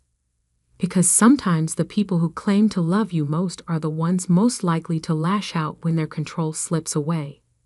And next Thursday, my family was going to learn exactly how much control they'd lost. The auction room was packed, but not with the usual property investors. News of the Barrett family drama had spread through our social circle, drawing a crowd of familiar faces eager to witness our public unraveling. I sat in the back, flanked by my lawyers, watching my family huddle together in the front row. Dad looked like he'd aged a decade in 2 months.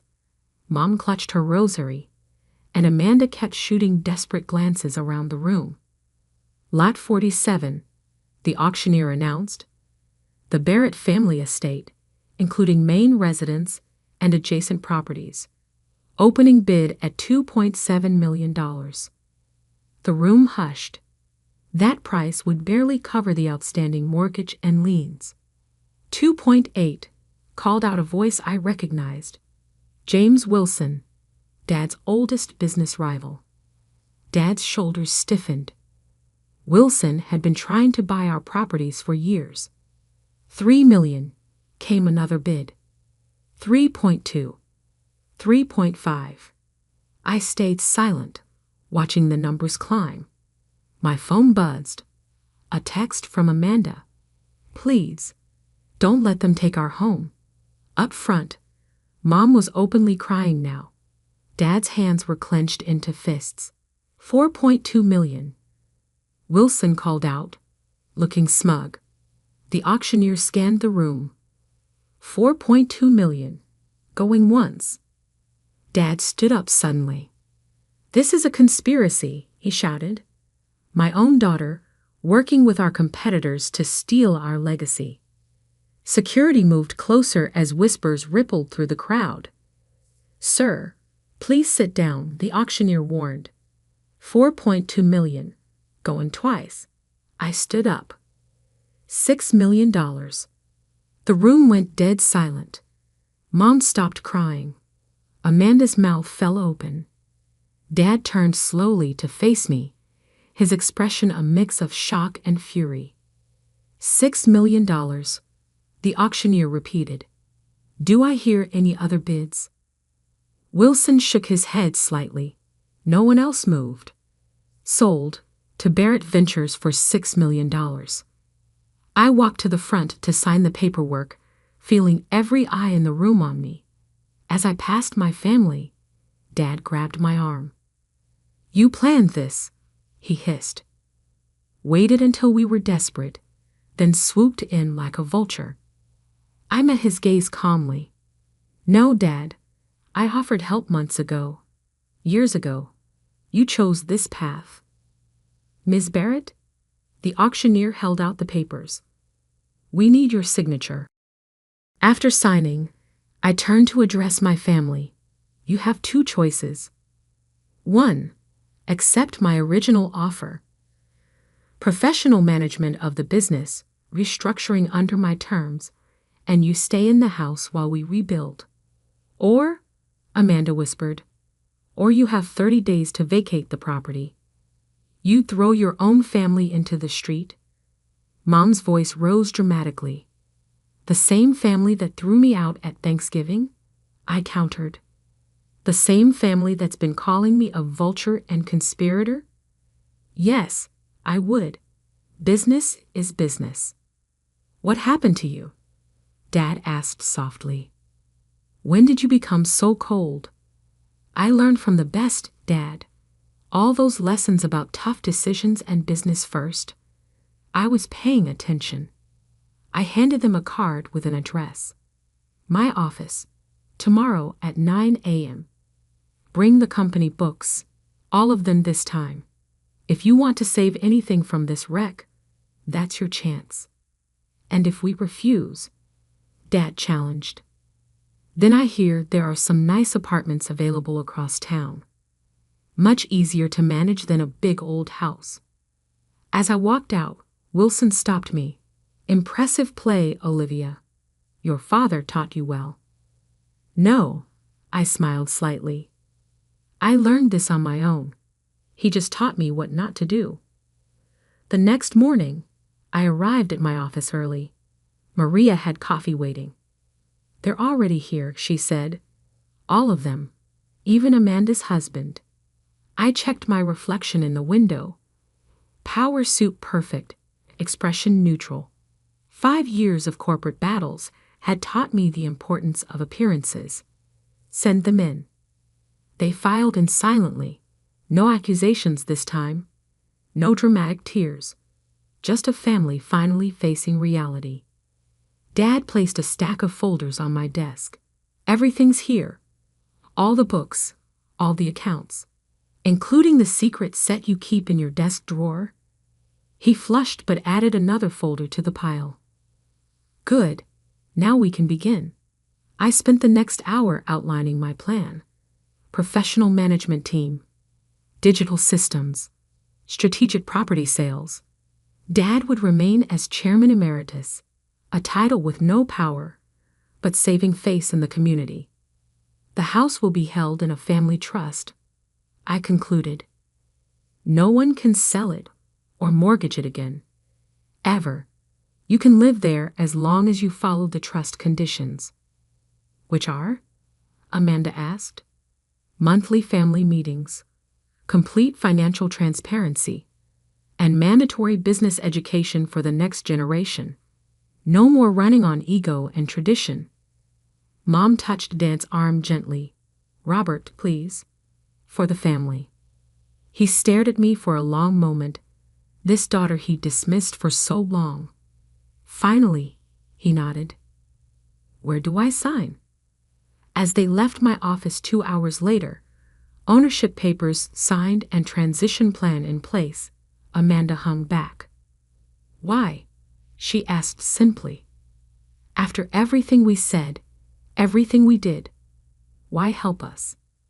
I thought about the little girl who'd once watched Dad make deals around the dinner table, dreaming of being just like him. About the young woman who'd seen the flaws in his methods but couldn't make him listen. Because sometimes saving family means saving them from themselves, I replied.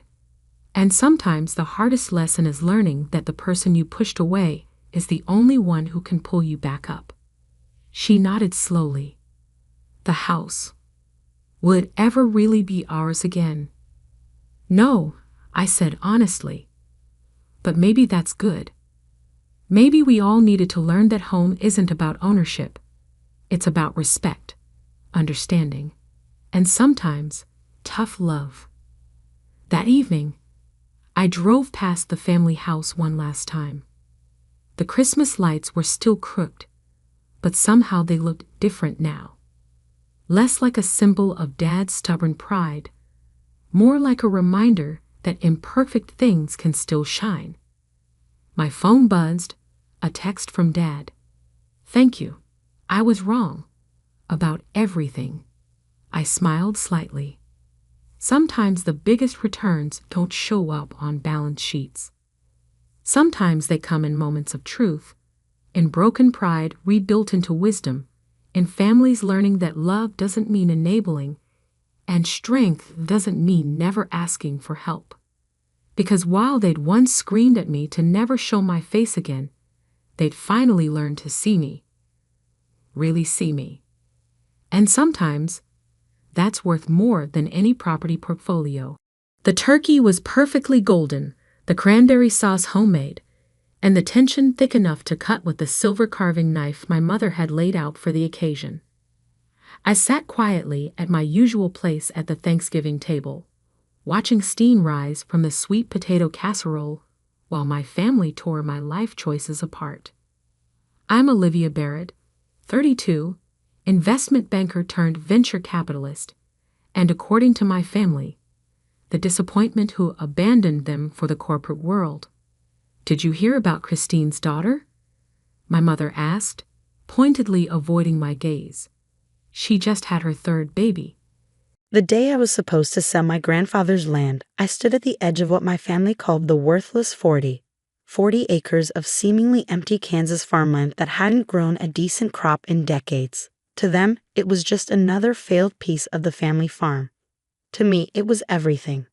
My name is James Cooper, and for the past 2 years, I've been building something beneath this land that would change everything.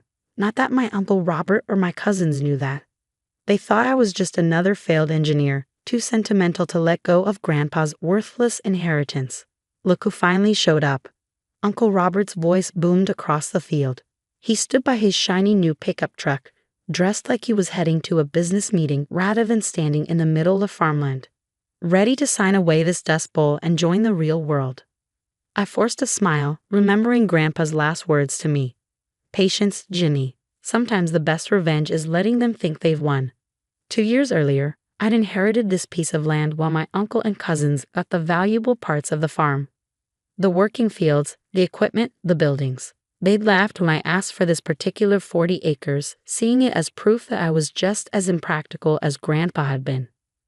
What they didn't know was that Grandpa and I had planned this years ago, back when I was still studying geological engineering at MIT. He'd seen something in this land that others had missed, something that would make it perfect for what I had in mind. The lawyers are waiting in town, Uncle Robert continued, checking his Rolex. $5 million, Jimmy, more than this Westland is worth, and you know it. Behind him, my cousins Brad and Tyler smirked. They'd spent the last 2 years trying to pressure me into selling, watching with amusement as I wasted time out here with my surveying equipment and mysterious deliveries. Just need to check one last thing, I said, walking toward what looked like an old storm cellar, the only visible structure on the property. Meet you at the lawyer's office in an hour. Don't try to back out now, Brad warned. We've got buyers ready to move. Major distribution company. They think maybe they can use it for warehouse space. I bit back a laugh, if they only knew what was already under their feet. As their truck pulled away, kicking up dust, I entered the storm cellar and pressed my palm against a hidden scanner. The back wall slid aside silently, revealing a modern elevator. 2 years of secret construction, funded by private investors who understood my vision, had transformed this worthless land into something extraordinary. The elevator descended 6 stories underground, opening into a vast facility that would have made my uncle's eyes pop out of his head. Climate-controlled rooms stretched for acres, filled with server racks and cooling systems. This wasn't just a data center, it was the future of sustainable computing. All systems still running perfectly, Sarah Chen, my chief operations officer, reported as I entered the main control room. The geothermal cooling system is exceeding expectations. We're using 70% less energy than a conventional data center. I nodded, watching the monitors that showed every aspect of our underground operation. The facility used the natural cooling properties of deep earth combined with the latest in geothermal technology to create the world's most energy-efficient data center. Major tech companies were already lining up to rent space, attracted by the combination of security and sustainability. The Department of Defense representatives are on their way, Sarah continued. They're very interested in the security implications of our underground design. Perfect timing, I smiled. How long until the property transfer triggers the public registration? About an hour after you sign. Everything's filed and ready. The moment they record the sale, our permits and licenses become public record. I checked my watch. The lawyers would be waiting, along with my uncle and cousins, eager to finally get their hands on what they thought was worthless land. They had no idea they were about to become the laughingstock of the business world. Has the press release been prepared? Sarah handed me a tablet. Ready to go. Revolutionary underground data center opens in Kansas. World's most energy-efficient computing facility valued at $2 billion. $2 billion. That's what analysts estimated the facility was worth, between the advanced technology, the perfect location, and the long-term contracts we'd already secured. My uncle was about to sell his rights to the surface land for $5 million, thinking he was taking advantage of my sentimentality. The elevator hummed as I returned to the surface. Through the high-tech security cameras, I watched my uncle's truck returning, probably wondering why I was late to the signing. "Where have you been?" he demanded as I approached the lawyer's office in town. "Don't tell me you're having second thoughts about selling this worthless piece off." "No second thoughts," I cut him off, entering the office. "Let's get this done." The next hour was a blur of paperwork and signatures. My uncle and cousins could barely contain their glee as they watched me sign away what they thought was just empty land. The buyers, a shell company I created, were represented by proxy, everything handled through lawyers. "Well, that's that," Uncle Robert said as the final papers were signed. "Maybe now you can get a real job instead of playing around with your little surveys and experiments." I checked my phone. The property transfer had been recorded. Any minute now. Right on cue, every phone in the room started buzzing.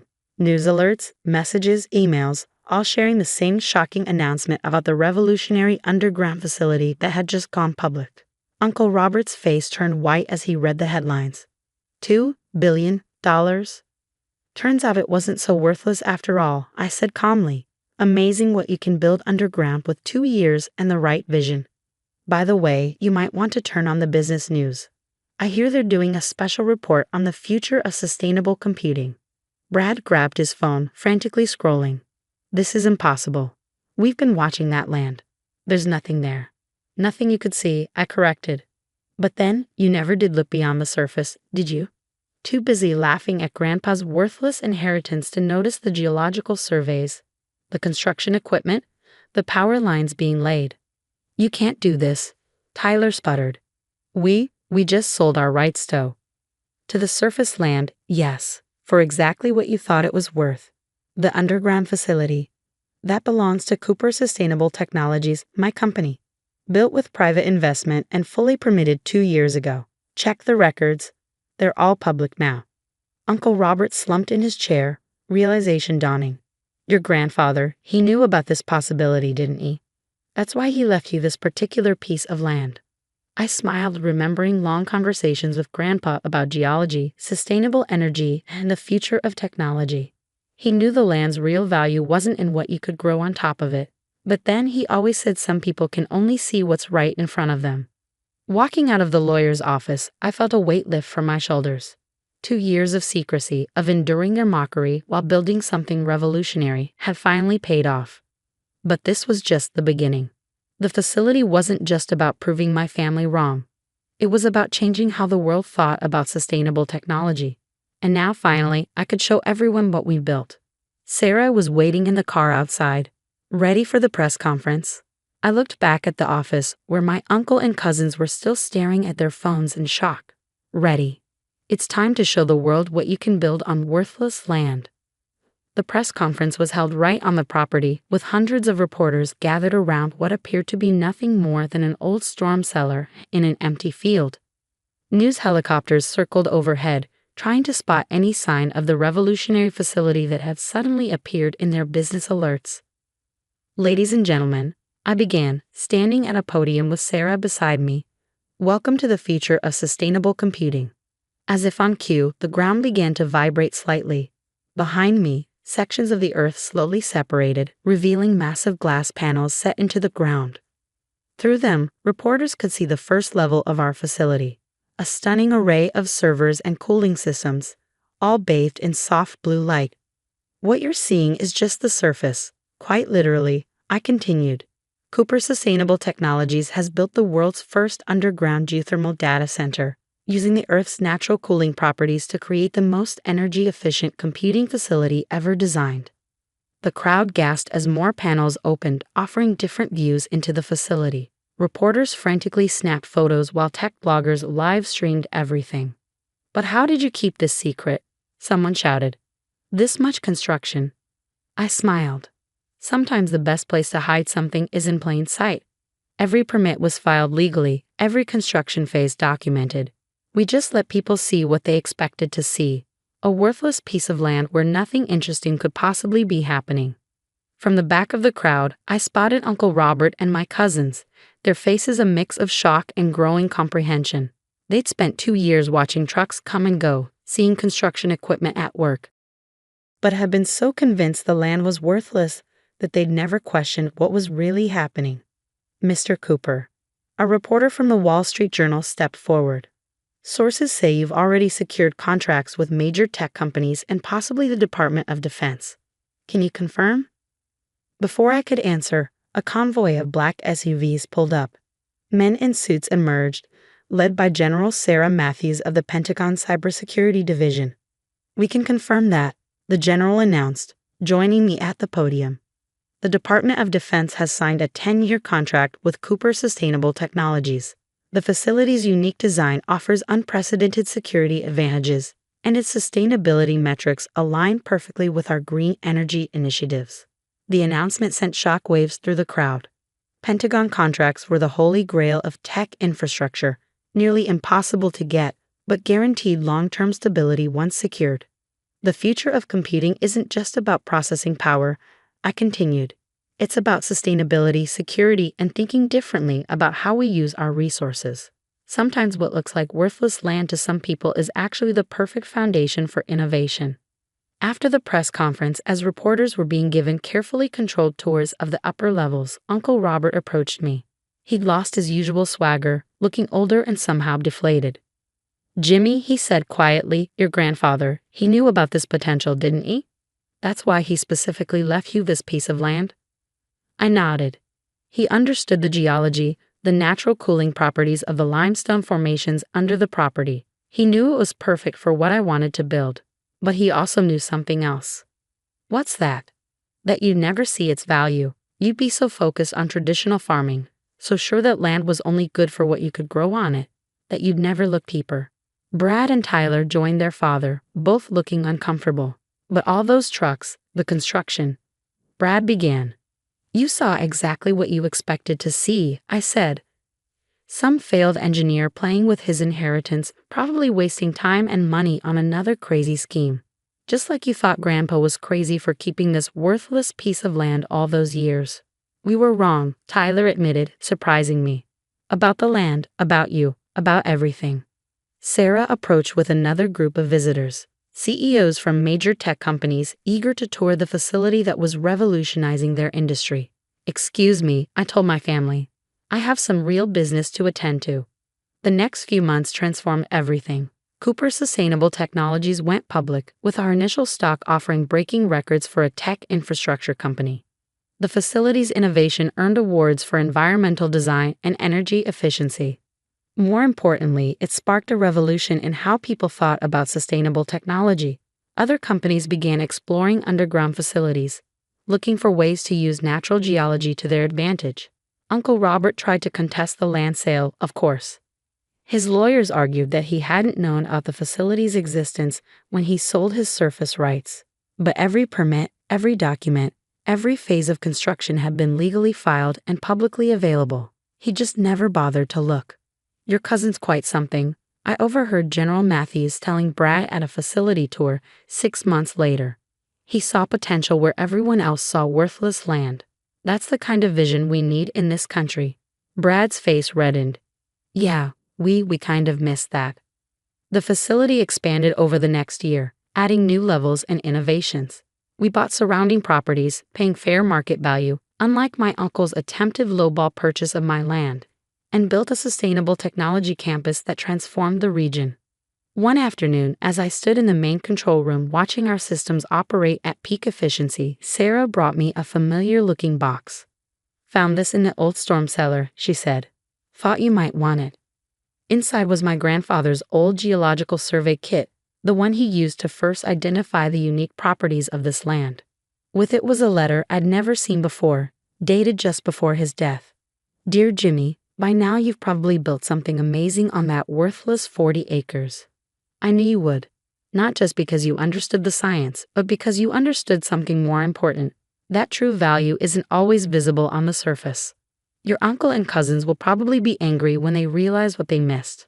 That's natural. But remember what I taught you. Success isn't about proving others wrong. It's about proving yourself right. I left you that land not just because it was perfect for your vision, but because you were the only one who ever looked beyond its surface value. You saw possibilities where others saw limitations. Build something that matters, Jimmy, something that will last. And remember, sometimes the best revenge isn't in rubbing their noses in their mistakes, but in showing them a better way forward. Love, Grandpa." I looked up from the letter to see Uncle Robert standing in the doorway of the control room. He aged in the past year, the family's embarrassment over missing such an obvious opportunity weighing heavily on him. "Your grandfather was a smart man," he said softly. "I just never understood his kind of smart." "Would you like a tour?" I offered. "A real one this time, not just the parts we show the press." He nodded, and for the next hour, I showed him everything. The innovative cooling systems, the geothermal generators, the security features that had impressed the Pentagon. For the first time, he actually listened. "We were so wrong," he said finally, watching the servers hum efficiently in their underground home. "Not just about the land, but about you. About everything." "It's not about being wrong or right," I told him, remembering Grandpa's letter. "It's about being willing to see possibilities. Sometimes they're hiding right under our feet." The facility continues to grow and innovate. We're developing new technologies, pushing the boundaries of sustainable computing. The worthless 40 has become a symbol of innovation in the tech world. Brad and Tyler eventually came to work for the company, starting in entry-level positions and working their way up. They learned to see beyond the surface, to understand that true value isn't always in what's immediately visible.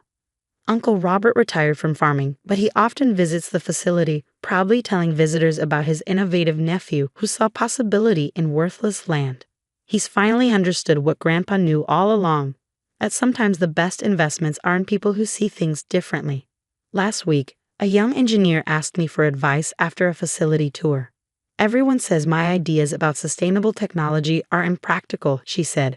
"They tell me to stick to conventional methods." I showed her Grandpa's old geological survey kit, still kept in my office as a reminder of where everything started. "Let them think that," I told her. "Sometimes the best innovations come from ideas others dismiss as worthless. Just remember to get all your permits filed properly and maybe keep a few secrets until you're ready to show the world what you've built." She smiled, understanding the lesson that had taken my family so long to learn. True value isn't always visible on the surface, and sometimes the most worthless things turn out to be priceless. As I write this from my office deep underground, watching the most advanced computing facility in the world operate with the efficiency Grandpa helped me envision, I think about how far we've come from that worthless piece of land. The future of sustainable technology continues to evolve, but one lesson remains constant. Never underestimate the value of looking deeper, of seeing possibility where others see nothing worth keeping. After all, sometimes the greatest innovations are built on the very things others dismiss as worthless. You just have to be willing to dig a little deeper to find them.